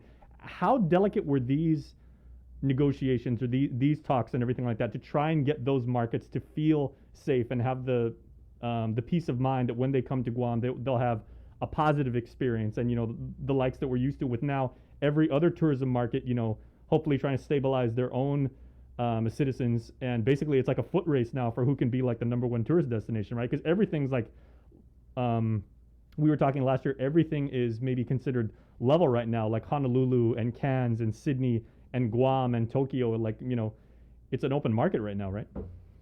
Yeah, well, it's the deep touch, and it's not like you're speaking because you're titled and they're titled. It's like after a while you get a relationship just in conversation. For example, when Taiwan heard about the Airbnb,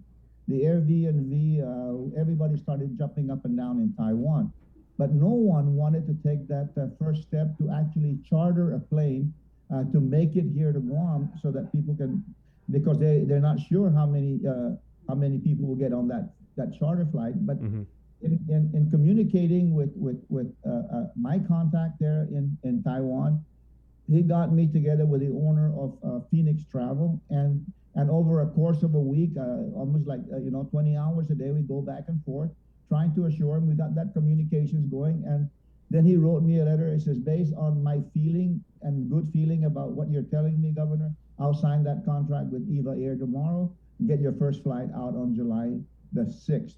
and that happened. But you've got to let them know you personally. It just can't be a perfunctory kind of a meeting, but a deeper meeting. And so that now has become what it is for people in Taiwan to know that Guam is indeed keeping its word. And whatever we say here, we do. And that's why we go out of our way to do the trolleys, tell them that whatever we promise you, we're going to do, and we're doing, so that we don't let them down. And that's one thing that you've always, you've practiced what you preached, and you said, we're not just facilitating a transaction, we're actually building a relationship. That's correct, because that to me, Taiwan now is looked upon not only by us, but the United States of America as China, America in China. And so they're using us as well as America in Asia, where they, they want to kind of flaunt something at mainland China themselves. And the United States has been very favorable to Taiwan in giving them doses of vaccines. And so I'm sure that when they allowed Governor Lu Leong Guerrero's request to move forward for us to give our vaccines here for the Airbnb, they felt that we're contributing to their welfare as well, and that's the kind of relationship that they're feeling. And so it's like a constant, reach out and become personal friends. Sure. Now, I do want to talk about hard numbers, if I may, Mr. Governor, for just a moment, because apparently the data shows that there were over 3,000 packs or seats available on flights from Korea throughout the month of August. So far, only 600 of those have been booked. As the head of GVB, are you satisfied with that as a first run, or were you anticipating the numbers being that way? And then how do you actually get more warm bodies in those seats consistently? No, actually, to be truthful with you, I was very, very pleasantly surprised at 600. And so now that it's in that area, I believe it can only go up with the advent of the flights already being scheduled and moving. And so we're reaching out with our office there in Korea. Our chairman of the Korea market here, Mr. Ho Yun, has been keeping very close touch with the ministries there, and ministries of transportation particularly. And he's got a lot of contacts all through the government. All of his classmates are there, that are now running the government. So that constant touch there from us is very, very, very helpful. And I think, we have Colleen Cabido, who is watching the Korea market from our office here, and she is in constant contact, and she's doing an excellent job. These are the professionals here, and they have a relationship as well with our contacts there. Now, certainly, one incentive, let's call it, because it is exactly that. No, hopefully a very effective one is that concept. And there's been some very creative thinking by GVB over the last year about how to actually entice visitors to come here.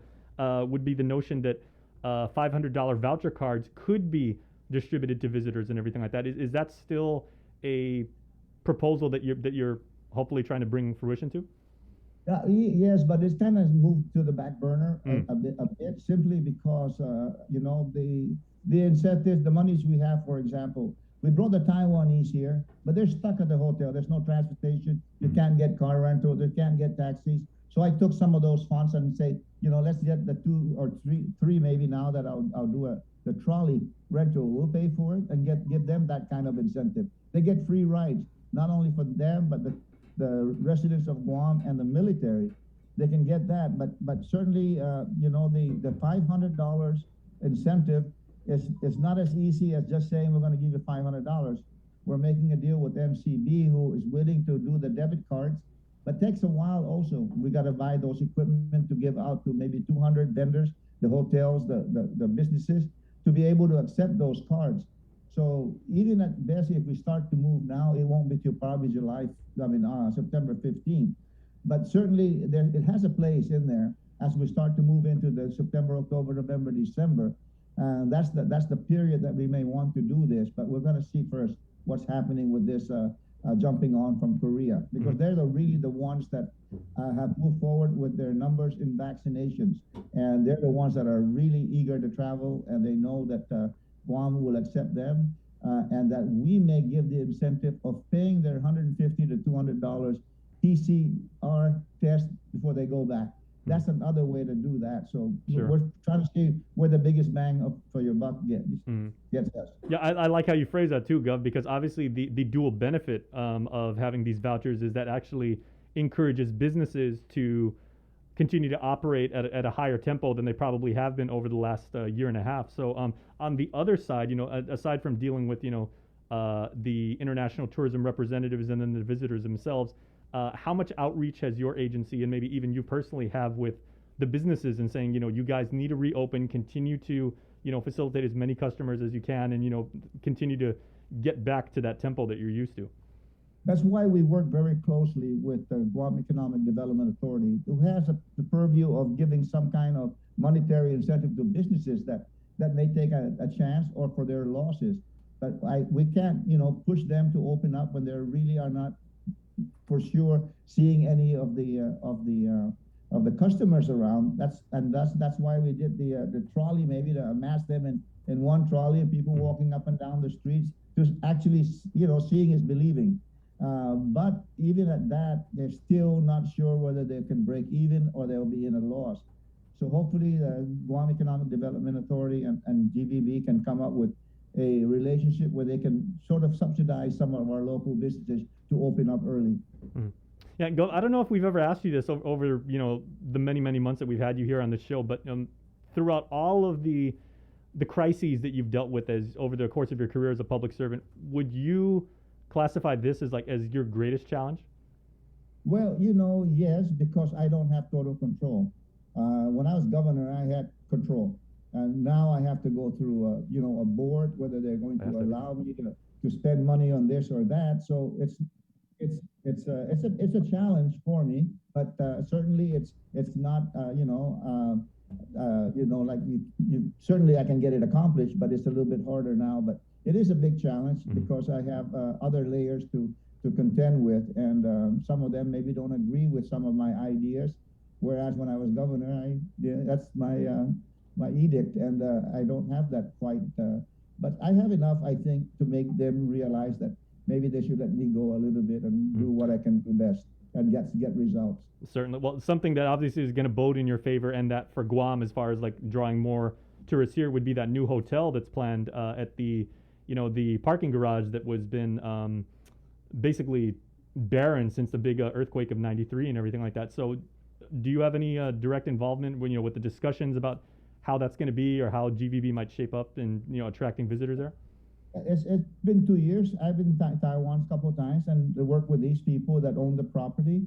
I've seen 4 or 5 different renderings on what could go there, but I was assuring them that as the economic development point of contact here in Guam, that I would do whatever I can to make it, easy for them to jump through the hoops when they get here to get permitting.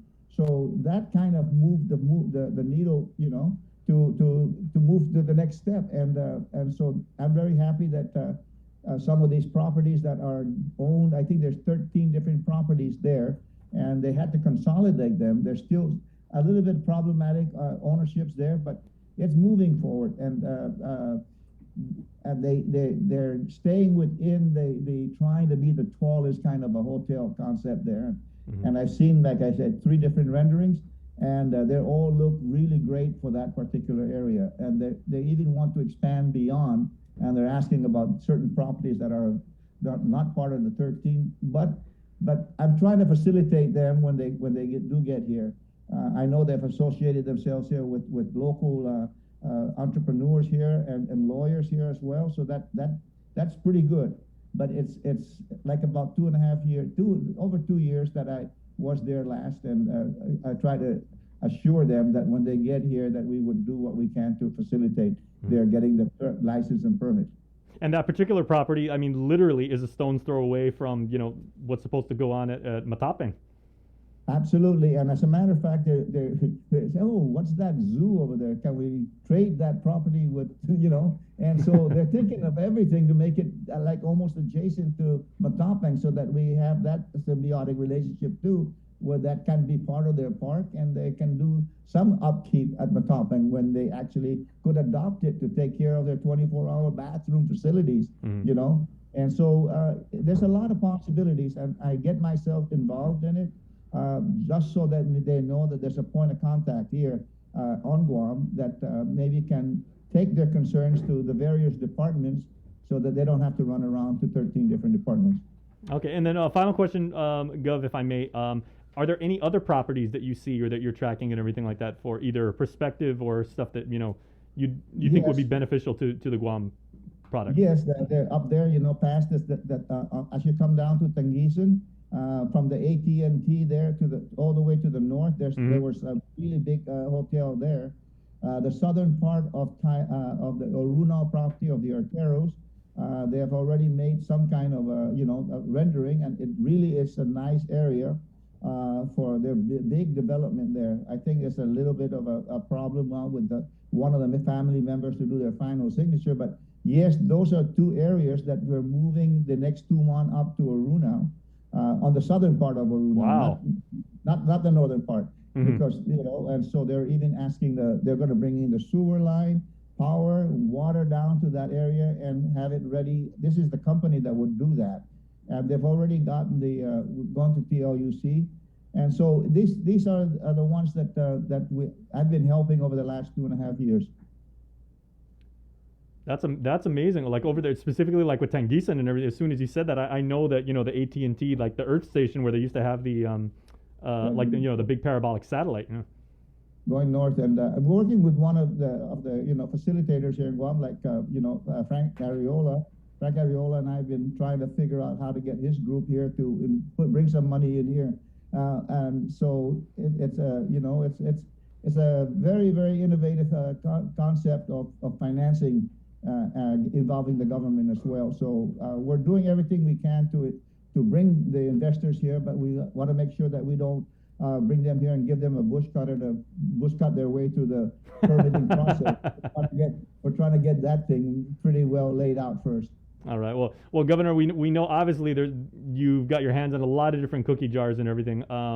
Certainly, we do appreciate your time, and we realize when it comes to your schedule, there's not a lot of it, and there's not a lot of free time and everything like that. So we appreciate the insight. Well, thank you. Thank you for inviting me. Always nice to let the people know what's going on, and you always have the best questions to raise. Thank you very much. Always appreciate it, Gov. Have a wonderful day. Thank you. You always have the best questions to raise. Wow. You didn't even get him to say his magic words. Oh yeah, we do, sir. Come on. We can't let you go without saying the line, Gov. Yeah, there you go. There you go. That's how you want to start your day right there. Good morning, good guys. Conversation, Matt. Yeah, think about that. A big, hopefully world class. Let's get Senator Clinton. Yeah, hopefully world class facility over at Tangisan. Wow. And or Orunao. I mean, that's major. Yeah. 906. Okay, so we're going to Senator Rijal. We're going to Senator Rijal. Okay. Senator Clint Rijal, Democrat, oversight the chair for the Guam Power Authority, among other things. Senator, thanks for joining us. Good morning. Is there? Good morning, Senator. Good morning. Right on. There Good you are. morning. Okay. Well, welcome to the link. So I don't know if you'd heard, there was a little something going on up there in the Sasadzan area, the Marble Cave area, relative to a solar farm, a GPA, I believe it's a subcontract. So we haven't had you in the convo, so we'll just, I guess, start there with your reaction to all of this news recently. Yeah, it's what a shame. What a shame. It's really sad. I know I believe there's a lot of good people at the Guam EPA and at DPW. I know Nick Rupley Lee. I've spoken to him many times. I think he's a good guy who genuinely wants to help the island. I know there's other good people at Guam EPA. However, I have to agree with Senator Brown, who I heard on the show earlier, in saying that the regulatory agencies dropped the ball. Absolutely. There's no excuse for that. You got to follow up and ensure that the private company is doing what they're supposed to do. That's the job of the regulatory agency, is to regulate. And the regulatory agencies dropped the ball in this case. But at the same time, I do also definitely hold the private company accountable. I think both are to blame. We can't just blame the regulatory agencies for dropping the ball. We got to also blame the private company who put the plan out in the first place and said, hey, this is our plan. We're going to put up X number of ponding basins to prevent flooding, and then simply didn't follow the plan. The private company knew what they were supposed to do. They didn't do it. Yeah. Any other questions? Well, you had me at you agreed with Senator Joanne Brown, so I got to write that down. Well, Bree? No, I just wanted to go back because this particular contractor, the overall contractor, right, KEPCO, I want to say that this is a company that you kind of took issue with yeah, in the past. Absolutely. I can talk about that. So KEPCO is the same company that was in charge of the Cabras power plant when it exploded, and they got sued for it. Now, I know GPA, the CCU, and PUC are quick to often say, oh, no, that was KEWP, Korea East-West Power. But if you look up Korea East-West Power and KEPCO, KEWP is a direct subsidiary of KEPCO. They are just an arm of KEPCO. So it's the same thing. It's the same company. However you want to say it, yeah, it's a subsidiary, whatever. It's the same company. KEPCO is the parent company. KEWP is a subsidiary of that company. They're the ones who were in charge of the Cabras power plant when it exploded, and they got sued for it.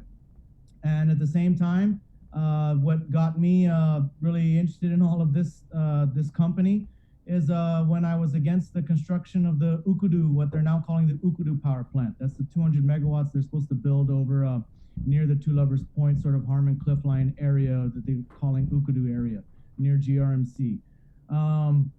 That company, when I looked into it back last term, when I was looking into that whole contract, one of the reasons I was against that contract being awarded in the first place was because I found out it was the same company who was in charge of the Cabras power plant when it blew up.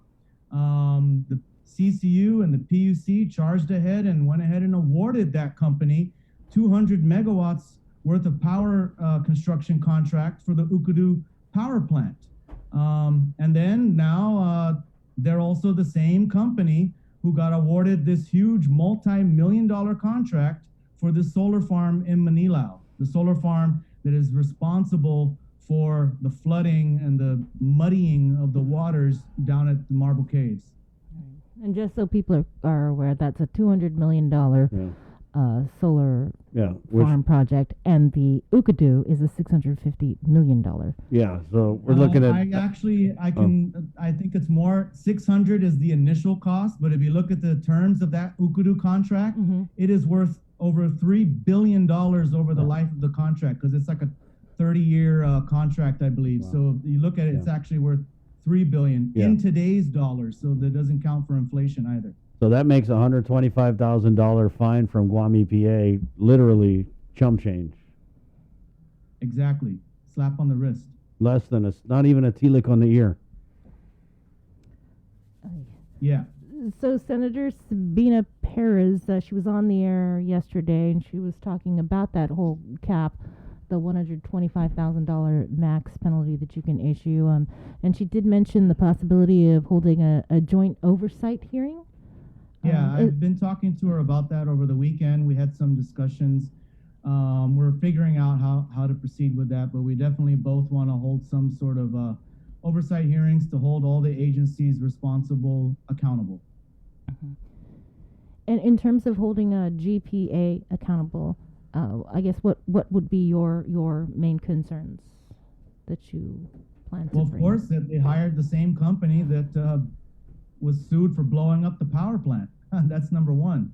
I mean, it's like if you hire someone to fix your car engine, and then because they fixed it in a way that they didn't fix it, and instead they made it worse and the car engine blew up, would you hire them to fix your next car? I don't think so. So it's the same simple logic for me here. Why are we hiring the same company? And if you just Google KEPCO, you'll see that they're no stranger to controversy. In fact, there's lots of articles about problems they've had in other countries where they do business, in Korea and in Japan, for example. There's bribery allegations in other countries. Just look it up. There's tons of articles. I can send you guys all the links to, KOM, the link. I can send you guys the links to all these articles.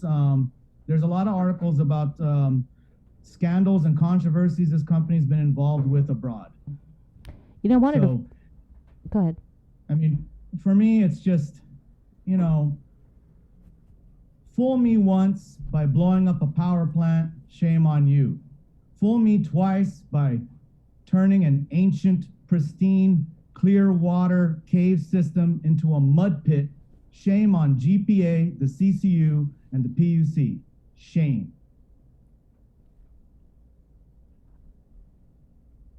I wanted to follow up then on something that I had heard, that you were one of the people that actually kind of brought this to Guam EPA's attention in terms of what was happening down there with the flooding. And I don't know if it was something that you'd actually been down there or it was just concerns from constituents. No, I was emailed from some of the landowners in the area. Some of the landowners in the area sent me an email asking me to look into it because it's a GPA project. One of the landowners is Mr. Nelson. He sent me an email along with it was like an email chain, and that I think you guys even saw those pictures. I think you guys, I saw it on your news. So those were the initial pictures before we knew that Marble was flooded with mud. It was just showing some of the trails and the other roadways and areas that are kind of all washed out that the other landowners in the area used. And so they're the ones who alerted me to it. I forwarded it immediately to EPA, and I believe I sent it to DPW and GPA as well, if I'm not mistaken. But I know I sent it to EPA. I have to double check who else I CC'd on the email. But I think I also sent it to GPA, and yeah, I did send it to GPA and DPW as well. Yeah, it kind of all just ramped up really quick. I know we did the story first because we just received the initial pictures, which probably is the same pictures you received last week, Tuesday, I think it was. And then by Wednesday or Thursday, it was the Marble Cave pictures came out. And you're right. Then the notice of violation was issued before the end of the week. So, yeah, thanks for sending that over to Guam EPA. I know that there was. Yeah, I mean. Yeah. I'm glad they were eventually able to look into it, and I'm glad that they were able to issue an NOV so quickly. It's just a shame, as you were mentioning, the cap on the NOV. So I do support Senator Sabina and Senator and Speaker Teresa's bill that they put out to eliminate that cap. So I support that. In fact, I asked Senator Sabina the other day, add me on as a co-sponsor. I definitely support removing that cap. I know, Chris, you wanted to ask about the situation with the LEAC. Yeah. Yeah, that sucks, that situation. 55% increase, Senator? Yeah.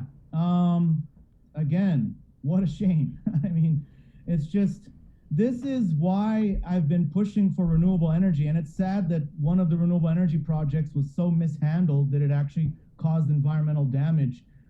That's one reason why one of my major pushes has been to put solar on rooftops. Let's start there first before we start clearing land. Let's put as much as we can on rooftops.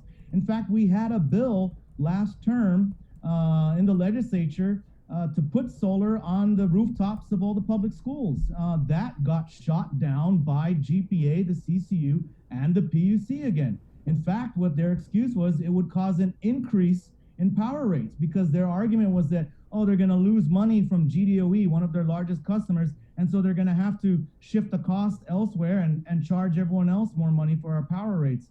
And I told in another media company that asked me a question, what were my thoughts about their excuse for claiming that that bill would raise power rates, and I'll repeat my answer. My answer was, there's only three things that we know for sure raise power rates: the cost of oil, the CCU, and the PUC. And again, all three of those have joined forces, so to speak, to raise power rates again. And so a big reason why I'm for renewable energy is so that we can eliminate this cost of fuel. That's precisely the reason they're going to raise power rates by, 30%? It's because of fuel. That's what the LEAC is. The LEAC is the fuel charge. It's the cost of oil. And so as we see the cost of oil continue to rise, and all the projections show it will continue to rise, it'll go up and down here and there, but over the long term, it's just going to go up. So the answer to that is to eliminate the use of fuel. And I think even GM Beneventi said it in the interview on your in one of your news stories recently. He was citing how much money we spend on oil and how much we can save by not spending that money on oil, and how these renewable projects will save that money. Well, I'm glad they're finally starting to see that, and I'm encouraging them to continue to push for renewable energy. But let's get these renewable energy sources on our rooftops. All right. Since we do have you on the air, I wanted to ask if have you heard anything new? I mean, what's going on with the cannabis rules and regs? I think we had Attorney Vanessa Williams on a couple of weeks ago, I believe, regarding I think the AG had some concerns or something. My understanding, there's a lot of back and forth with the AG's office in their review, and as well as the Cannabis Control Board. So last I heard, it's at the AG's office, and so I'm hoping the AG's office can wrap up their review as quick as possible. And if they have any comments, get it to the Cannabis Control Board immediately so they can address whatever concerns they may have, and let's get this thing going. Yeah, I did a story on it, and the CCB chair, Attorney Vanessa Williams, had said that a lot of the changes were kind of like technical, meaning let's go put this section over here with this section because it makes it more readable. So I don't know if there's anything like really substantive or content-wise that was being changed. It seemed more like they were just collating. Cleaning it up maybe a little bit. Yeah. That's my understanding. I don't know if there's too much, anything substantial either. So I'm just hoping that they get it done as quickly as possible. From the Cannabis Control Board members I've spoken to, they're ready. They're like, just tell us what we need to fix. We'll fix it as quickly as possible so we can get this thing going. Yeah, it just seems like it's been taking a long time. Like I would have thought we would have been Yeah, further. it's taken way too long. Yeah. It's just taken way too long. Absolutely. Now we just got we need to roll out this program as soon as possible. And we just got the news that Saipan has a couple of their dispensaries open already. Yeah, I follow them on Saipan Select is one of them. I follow on Instagram, and they got some others. I'm totally following what's going on in Saipan, and kudos to them. They did pass their law before us, but still, that's no excuse. We should have had this thing going by now. So I'm encouraging the AG's office and the Cannabis Control Board to finish up what they're doing. And just so all of you know, believe me, I'm the #1 person bugging them almost every week. I think they're tired of hearing from me. I call both the AG and the Cannabis Control Board constantly for updates. All right, I guess before we let you go, because I know that you were one of the 15 senators who had signed your name onto that ARP spending plan that you guys had submitted to the governor. We haven't heard much about the spending plan, but I just wanted to get your thoughts on this whole clamoring for Adeloop's plan, and then also maybe if you could just in closing talk about how is it problematic in trying to hammer out a budget when you don't have a clear picture of how much ARP money is involved with. Yeah, really. So we do want to see the ARP. Obviously, absolutely. We'd love to know what the governor's plan is for spending the ARP, and the sooner the better. However, this whole argument that we can't pass a budget until we see the plan is just false, because we shouldn't be budgeting like there's this ARP money. We should just budget like we normally budget. The ARP is extra money. In fact, the ARP money should not go towards operations whatsoever, because the ARP money is a one-time deal. We're not going to get it again. So if we raise operation levels based on ARP funding, we're not going to see it again. In other words, we shouldn't be hiring people with ARP money. We shouldn't be filling positions or vacancies with ARP money. We shouldn't be paying for any government operations with ARP money. ARP money should go towards capital improvement projects, towards building things, towards buying equipment, and other things of that nature. So if we pass the budget, based on revenue projections, what the ARP money is for, it can be used for, is replacing any revenues that fall short due to the pandemic. That's precisely what's allowed in the ARP. So we should pass the budget based on our revenue projections. If the revenues fall short, then it's incumbent on the governor to use the ARP money to make up for those revenue shortfalls. I noticed you didn't say anything about direct assistance payments. You're talking about the rise? Oh, whoa. Yeah, what are your thoughts on that whole? Yeah, pay it out.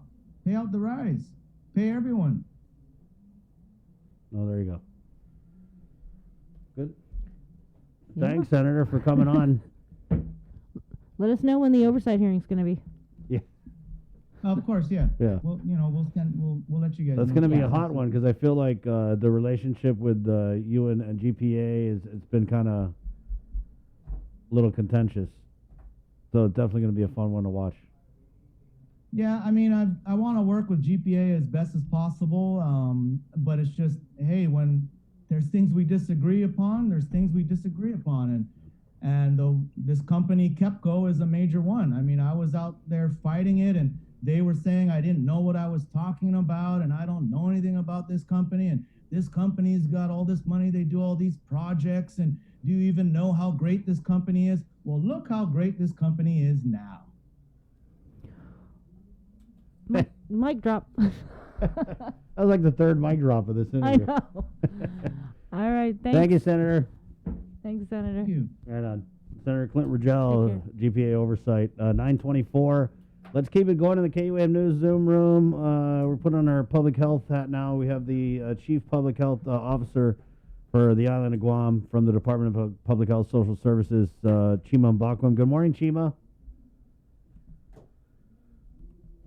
Unmute. Good morning, Jason. Good morning, Chris and Sabrina. Good morning. All right, let's just start with these 23 cases. Were they vaccinated, unvaccinated? Were 23 cases? That's a lot. Cases from yesterday. I'm still trying to get the AP information from the team, so I didn't get it before the interview. But I can get back. I can get that back to you. Yeah, but mostly they send me the reports early morning, but I didn't get it on time this morning, so I can't discuss the details of the case. What about any new results from samples sent to the CDC for genomic sequencing? Have we gotten anything? We've not gotten any result back. You know, we send bi-weekly to CDC, and we're not the only state or territory that is sending. So, but we expect to hear from them soon. But we keep sending results that meet the requirement. There's been lots of talk about the Delta variant, and you know, it's been a while since I've seen the release with the latest samples sent to CDC, but I want to say that I did see on one of them that there was a confirmation of the Delta variant on Guam, and so I guess maybe just any concerns that you may have when you'd like to share with the community, because we did have Dr. Hoa on yesterday, and you know, he's encouraging, you know, and begging basically parents to go get, you know, their children, if they're eligible, to get vaccinated. And also the Physicians Advisory Group is discussing the possibility of mandating that GDOE teachers, staff, be vaccinated. Yeah, so for the Delta variant, at least everybody understands how highly transmissible the Delta variant is. But listening to the WHO chief yesterday, there is grave concern all over the world, because as at yesterday, 4 million new cases were actually reported. 4 million. And there's an expectation of this to surpass 200 million in the next 2 weeks. And in 5 of the WHO has 6 regions. 5 out of these regions have an increased rate of transmission up to 80%. And just in Africa, there's an 80% increase in deaths. And all this is attributed to the highly transmissible Delta variant. And all this can be attributed to increased social interaction and travel, inconsistent use of public health and social measures, and lack of vaccination. So Guam is in a very good place because WHO's expectation is that 10% of every country should be vaccinated by the September of this year. Guam has surpassed that. They are looking at 40% by December and basically 70% by summer of next year. We've actually superseded all these expectations, but we need to be very aware that without surveillance testing, without adhering to public health measures, without vaccination, we are at the same risk with every other person in the world. So we just need to put that in the front burner. We are doing well right now. We don't have to lose our guards. We need to continue vaccination. People need to continue wearing their mask as stipulated. Even when people are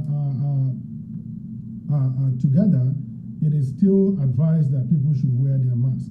So this way, we'll continue to enjoy the benefits of where we are today.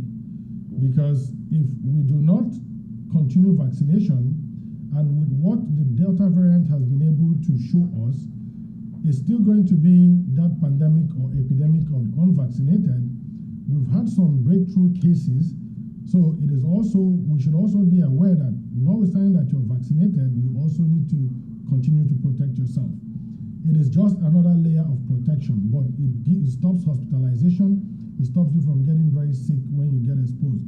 So looking at all these factors that I mentioned, Guam is in a very solid place, but maintaining that is what is crucial moving forward.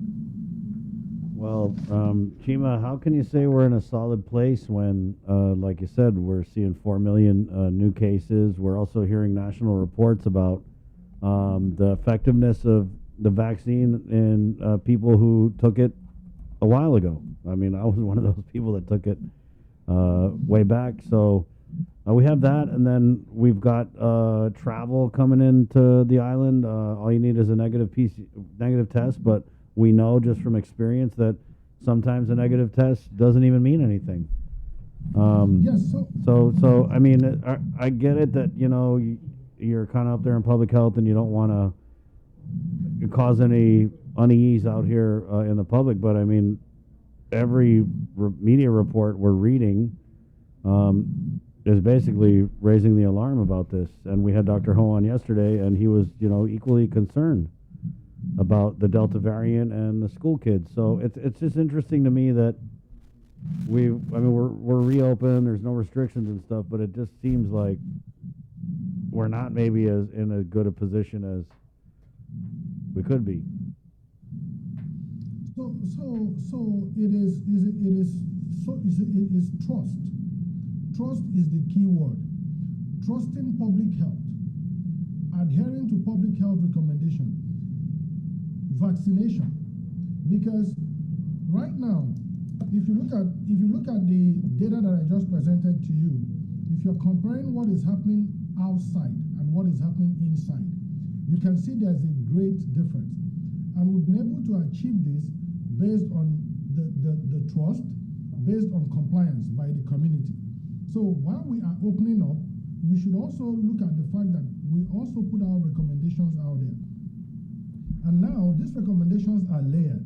While we are taking out community quarantine, while we are reducing restriction for social mixing, at the same time we're saying wear your mask, get vaccinated, wash your hands. So you look at all this layered approach. If you follow this layered approach, you find out that we'll still be in a good place. One cannot supersede the other. All should go at the same time. So with our increased vaccination rates, we're in a good place because even if you get exposed, people are not going to get too sick and get hospitalized. If for any reason you are not vaccinated, and we encourage you to get vaccinated, when you are infected, the number of people you are going to infect will be lower if everybody is wearing their mask and washing their hands. So it is a behavioral change situation now. People would have to start looking at this, from how they live their lives.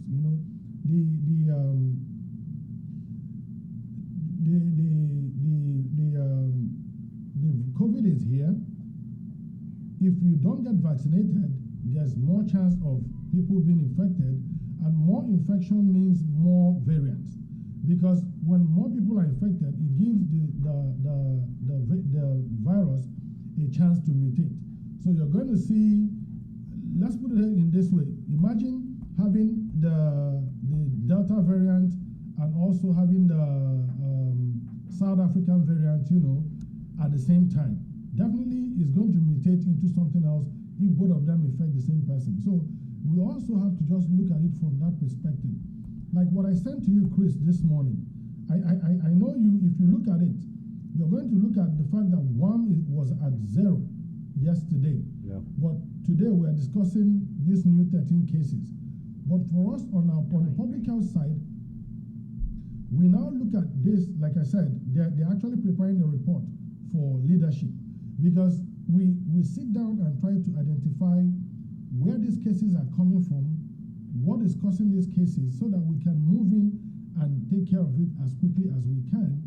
But if we're finding out, like we reported the last time, that we are seeing a lot of unvaccinated people who are being exposed to, who are being infected, we've been increasingly asking the public to come out for vaccination. We have gotten to our 80% vaccination target, but at the same time, the department is still going on with setting up village pods. We are working with the mayors and the GONG to continue vaccination. We are opening up our central clinics. We are working in conjunction with private clinics, to continue vaccination. We want to achieve 100% vaccination. We want everybody vaccinated who can be vaccinated. We want to protect those who cannot be vaccinated. But at the same time, we need to keep an eye on those who are not vaccinated by doing the screening testing to see if there's ongoing transmission within these people, or even with the vaccinated population, if they are still being infected and they don't have symptoms. So it is a balance. So the screening testing component in that layered approach is what public health is also promoting, because we can't sit back and say, yes, we're in a good place, everybody is vaccinated. We have a group of people that are unvaccinated. We have a group of people that are vaccine ineligible. So what are we going to do? Sit back, let these people not get screened. So I think it is a hard balance, because we need to continuously be vigilant to make sure that if there is any case, then we can move in and try to mitigate right away, so that we can still be in the safe place that we are today.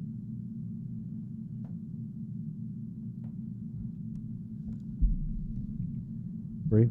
Yeah, so just for parents that are going to be sending their children to school in a couple of weeks, I guess your advice to them. Okay, we just brought out an interim guidance for school reopening. Right now, when I jump off this call, I'm actually jumping on another meeting with DOE. We have a meeting with the PAC group tonight. We're looking at the best way, to keep the community safe. It's something that we need to do consistently. Like I said, we're in a safe place, but we need to continue being safe. So continuing being safe is continuing to be proactive. We don't want to be reactive, and that is one thing the director has always drummed into our ears, the fact that we should not be reactive. It is our responsibility to be proactive. We have the capacity to be proactive. We have the surveillance report. We have all these mechanisms in place in public health to think ahead. And we've been able to see, the commitment from our partners, and our other, and the community, in relying on public health guidance to get us where we are today. So I think we've actually gained that trust with the community. At the beginning, it was difficult, trying to understand why those interventions were in place. So as the schools are reopening, public health has actually put out a layered approach on how the schools will remain safe. Our intentions are clear. We don't want whatever interventions that we have in place to keep kids out of school. We want everybody to be in school. But also remember that it is the responsibility of the schools right now to adhere to the public health recommendations. Because if you do not adhere to the public health recommendations, the liability of things going wrong is on you. If the kids in your schools are the ones who are going to get sick, the kids in your school are the ones that you need to protect. So it's also looking at it from the perspective of public health working very hard, with the data we have and with the contributions of our partners and our federal partners, to come up with this robust process, to keep our community safe. And also expecting the same from these schools, expecting the same from the community to adhere to what we're saying so that everybody will be safe. So as the schools are reopening, we have this guidance out there. We believe and we trust that these guidances will be followed to the letters, and then we will not have any increased reason to worry about what is going to happen. So that would be my own contribution, to what we are recommending. Trust public health, do what you're asked to do, and we'll continue to be in a safe place as the schools reopen.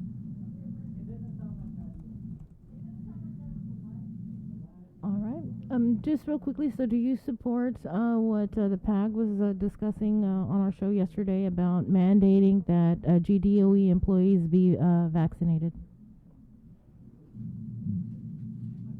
Can you repeat? I didn't get it. Do you support the Physicians Advisory Group recommendation to have GDOE employees fully vaccinated? Yeah, I personally will support any initiative that will keep the island safe. But we also have to look at the legalities, the receptiveness of the community. So it's a good proposal, but for you to mandate people to do things, you really need to put into consideration a lot, So I think that is what is being discussed. For you to mandate, you need to make sure that what you're mandating is okay, is acceptable, and like I mentioned in my last interview with the team here, that discussion is on the table, and it can't be just my decision or the department's decision. We actually work with partners. We work with the AG's office. So we are going to still sitting back. So the recommendation of the PAG is in a good standing, because everybody being vaccinated is going to be beneficial to the community. So either mandated, either personal, either we beg, by whatever means necessary, for us to make the community, reach 100% vaccination is what we really are looking up to. So I believe it's a discussion that is ongoing, and if it's adopted, then we will support it. All right, thanks, Chima. Always appreciate your time. All right, thank you so much. Okay, take care. Thank you. All right, we're going to take a quick break, and we're back with more of The Link next. Good morning. Learn more about our region on the One. We're on a mission to fill the bus with necessary school supplies and food for our island's children in need. The KYM Care Force and Salvation Army, along with our partners GTA, Twinkles, Anderson Air Force Base, and Kloppenburg Enterprises, are collecting necessary items including school supplies and food items to help send our community's youngest and most vulnerable members back to school. New backpacks, notebooks, pencils, pens, crayons, and other donations are welcome, as well as food pantry items. Please do your part and give every child a chance to learn, grow, be nourished, and have a wonderful return to school. You may drop off your supplies to our Harmon Studios weekdays between 9 a.m. to 5 p.m. up until Friday, August 6th, or come down to our finale between 10 a.m. to 2 p.m. on Saturday, August 7th, where we'll be attempting to fill the bus with all your donations. Rise up to the challenge, embrace radical generosity, and help us fill the bus for Salvation Army and kids in need. See the complete list of items being accepted on KUAM.com. Catching your favorite events during the Tokyo 2020 Summer Games has never been easier. In addition to the KUAM TV8 broadcast presentations of the July 23rd opening ceremony, the competitions you look most forward to, and the poignant closing ceremony, you can stream the specific events you want to watch through NBCOlympics.com and the NBC Sports app. Visit KUAM's website and click on any of the Tokyo 2020 banner ads and you will be whisked away to all the action. If streaming sports in the Summer Games is on your personal viewing schedule, then look no further than KUAM.com for links to watch the Tokyo 2020 Summer Games.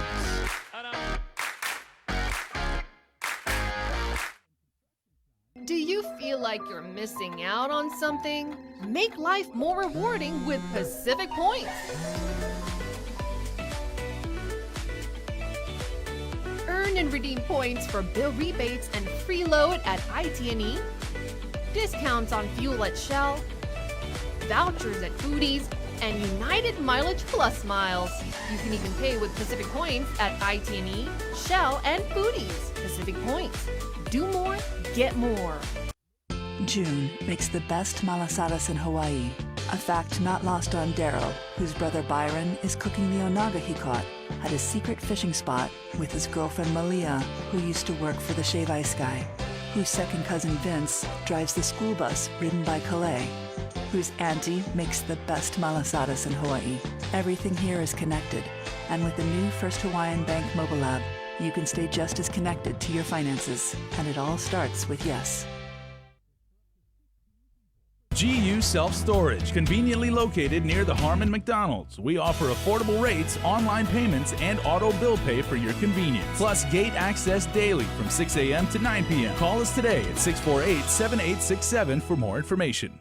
Get the job done the right way by getting the right stuff at East West Rental Center. With years of experience helping builders, we definitely got what you need. Call 646-1463 or visit us in Upper Tumon. Open Monday to Saturday from 7 a.m. to 5 p.m. and on Sundays from 8 a.m. to 5 p.m. The relationship between Guam and Manila, Philippines is undeniable as we share similar cultural traditions, history, and heritage. With generations of Filipinos calling Guam home, KUAM presents a monthly look at the capital city featuring in-depth and engaging interviews on everything from medical tourism to new business and government leaders. Veteran newscaster Nestor Lecanto delivers Beyond Our Borders. This special program is brought to you by KFC and the Medical City, where patients are partners.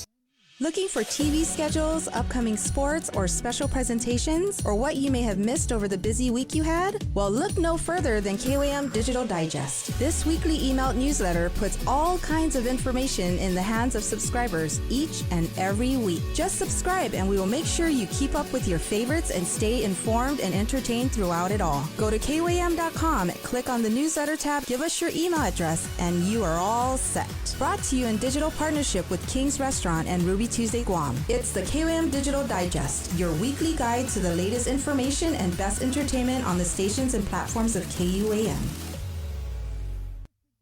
The world of television is more exciting than ever. Don't miss a minute of special presentations from NBC on KUAM TV8 or from CBS on KUAM TV11. Every month, we'll bring you the fun and excitement of award shows and red carpet moments, special series presentations, and other great network programs. Brought to you locally by King's Restaurant, Ruby Tuesday Guam, Bud Light Seltzer, and Docomo Pacific, giving you more reasons to tune in and turn on. Fall in love with TV again with the best from KUAM Communications. Catch SportsLink on the KUAM News Morning Show, The Link, every Friday to hear about the latest in sports news, game schedules, athlete profiles, and more. SportsLink, brought to you each week by Cure Alkaline Water and Mariana's Irrigation and Landscape, airs every Friday across the multimedia platforms of KUAM. Tune into the broadcast on Breeze 93.9 FM on KUAM TV 11, live streaming through the KUAM News Facebook page, or view highlights on YouTube, KUAM News Facebook, and Instagram. SportsLink is hosted by Dave Delgado through KUAM Sports, and he will make sure that everyone knows what is happening on the fields, in the gyms, and everywhere in between. KUAM Digital presents a series highlighting the wide array of talents on our island. Whether they're a standout gamer, extreme athlete, performer, or have a unique skill to show off, we're showcasing them every month on Wow Factor. Brought to you by Mountain Dew. Do the do. A new musical competition series from NBC focusing on original music is in the works, and they're looking for contestants. American Song Contest is modeled after the hit European phenomenon Eurovision, which has produced some of the most talented performers the world has ever known. The show's looking for individuals and bands from all types of music to find an act in every state and territory, including representatives from Guam and the CNMI. Go online to AmericanSongSubmissions.com to enter and submit your original song submissions now. Must be 16 years or older, and groups cannot exceed 6 people. Additional conditions apply. So apply today and get ready to rep our island on the national stage. American Song Contest debuts next spring on NBC. Uno Mixed. We're mixing it up on the last Thursday of every month with a look at lifestyle, entertainment, food, and so much more on the stations, networks, and digital platforms of KUAM Communications. Uno Mixed is presented to you by Docomo Pacific, Better Together, and Pepsi.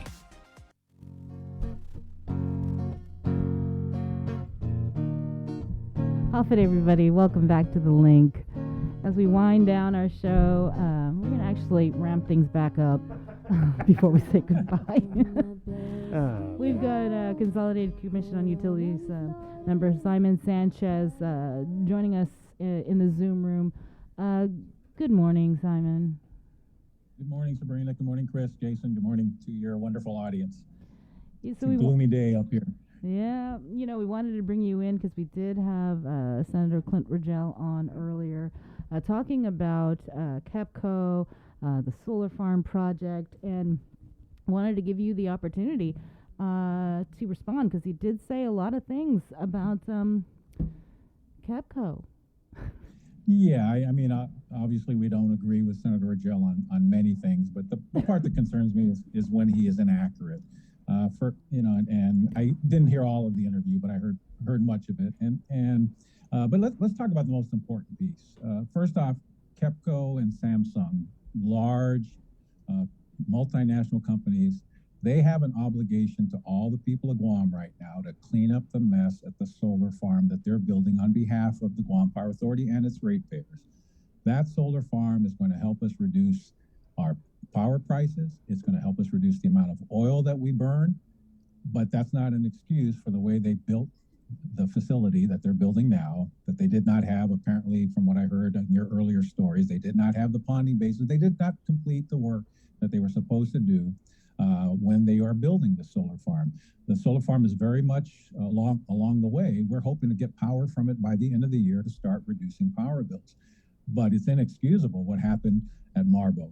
And it's our expectation, I'm sure I speak on behalf of all my colleagues, that they clean it up, that they restore it to its pristine nature, and most importantly, that they mitigate that this can never happen again, not just to Marbo, but to all the neighbors in that area. There's a lot of people that live near that solar farm, and it's going to rain on Guam, and they have a 25-year contract, and we can't have this kind of environmental degradation that just occurred with the heavy rains at this site. And they're going to have to fix it up, and they can't pass it on to ratepayers. They were the lowest bidder. Everything that is involved with their ability to provide us power is already set in stone in terms, and we're talking about 8 to 10 cents a kilowatt hour. The LEAC's going to go to 17 cents, and we can make solar for 8 to 10 cents a kilowatt hour at solar farms like the one at KEPCO and the others we've built. So that's why we're doing it. And the solar farms, I'm going to guess that none of the three of you have a solar system on top of your roof. And I don't have a solar system on top of my roof. And that's for whatever personal and financial reasons that you don't have that.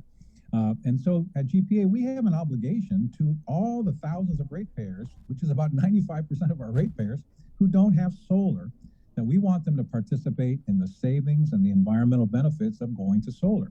We're the largest producer of solar energy in Guam. We will continue to be the largest producer of solar in Guam. We're ready to hit 50% of our energy coming from renewables by 2030. We're going to hit 25% in just a few years. And we're well on our way of displacing oil and removing it and its fluctuations and its high prices and going to fixed price solar.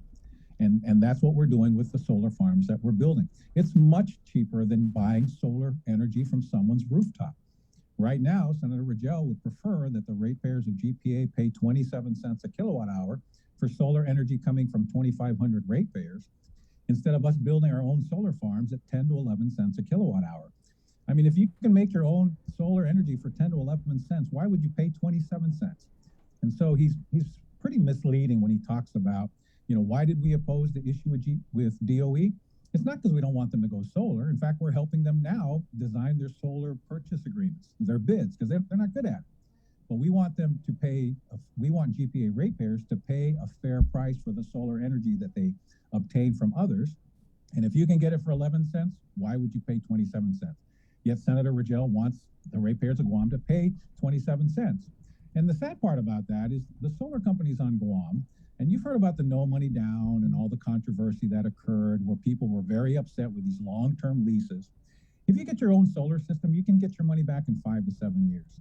So when you sign a 25-year solar agreement with a solar company, that solar company is getting its money back 4 or 5 times using the tax credits from the taxpayers of Guam and using this high-priced solar that we pay currently for solar energy when you produce it from your rooftop.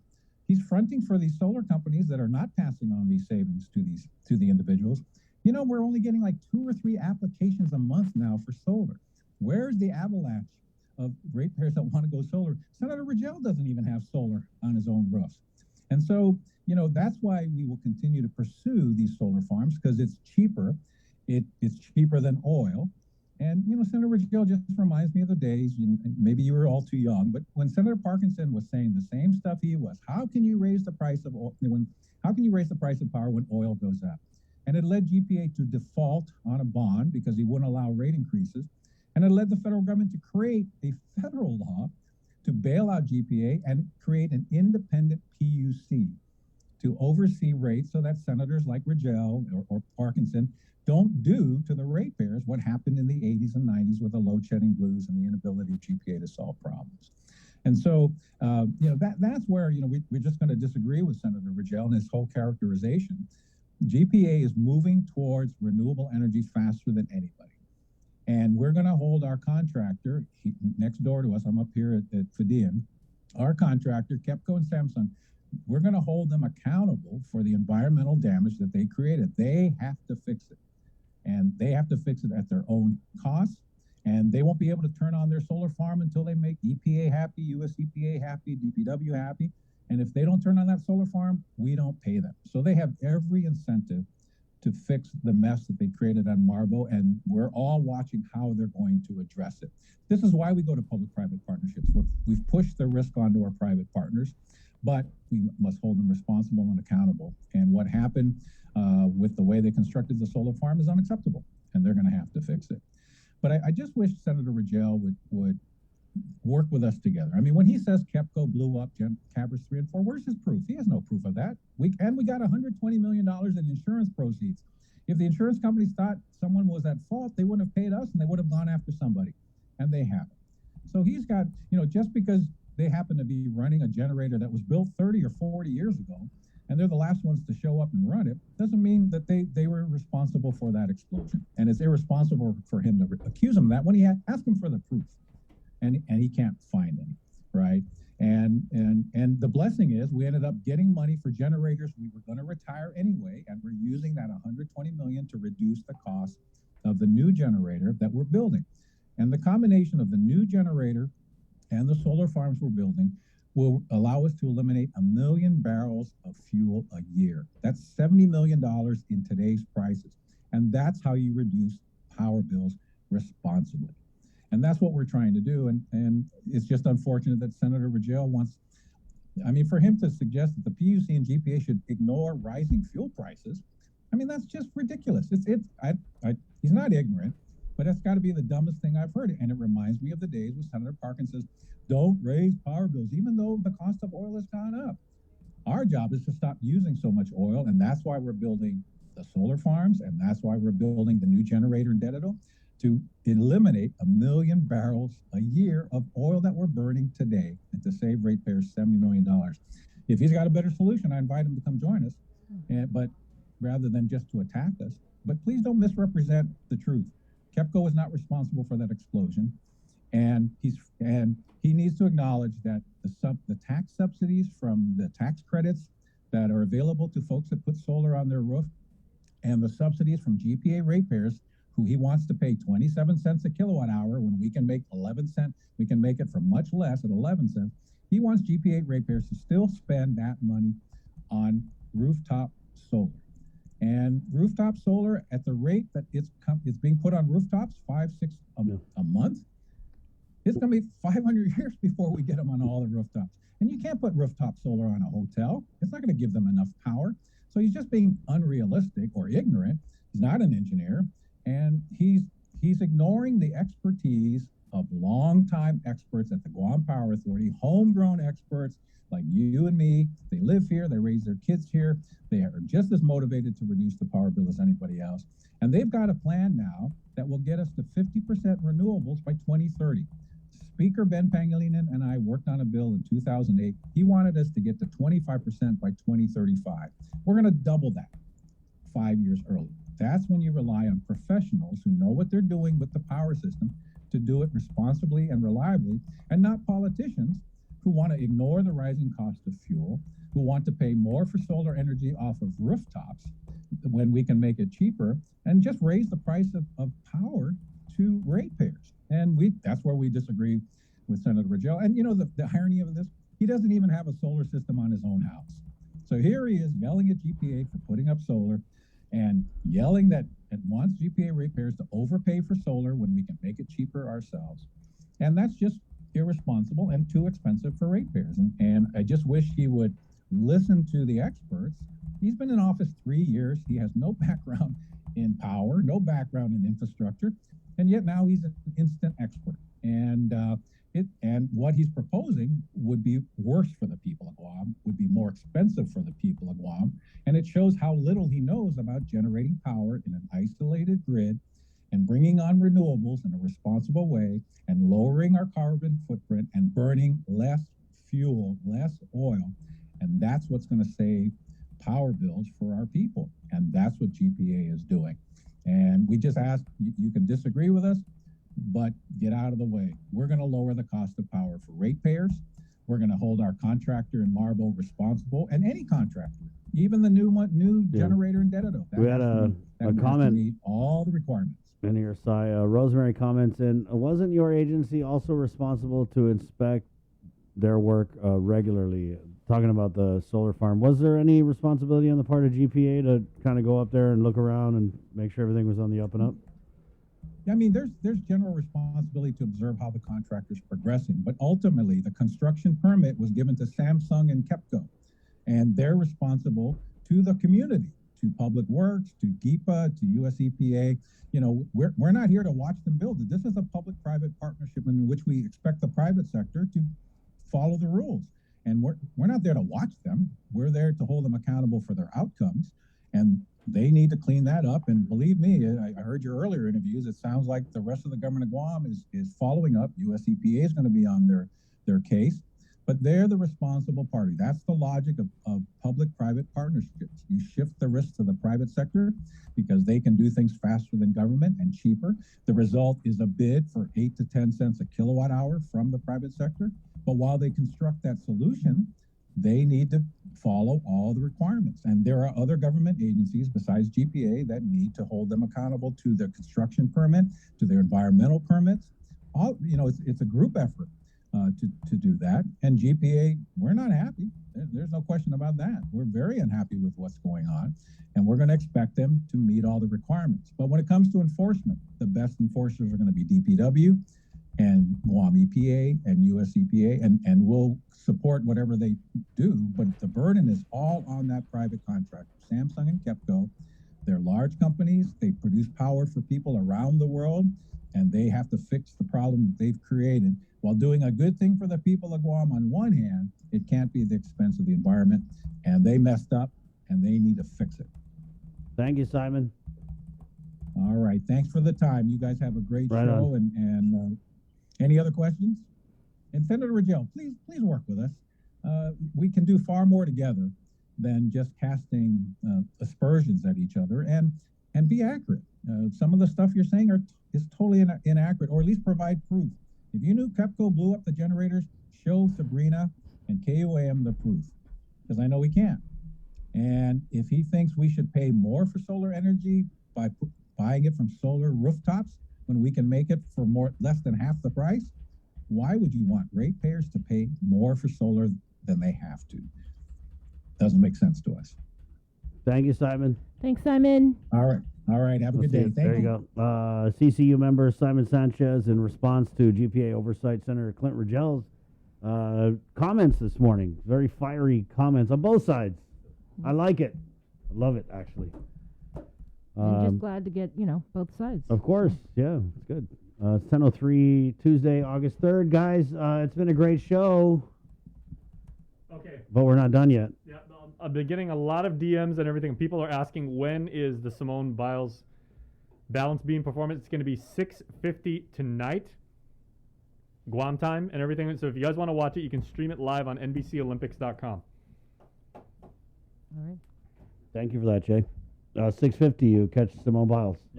Let's catch Cover Me Now. Remember Chicken Fries Friday with Burger King. You go to Burger King on a Friday, you say, I love, love, love chicken fries after you order chicken fries, and they'll give you one for free. Good job today, Bree. Good job. Good job, Joe, sir. Good job, Joe, sir.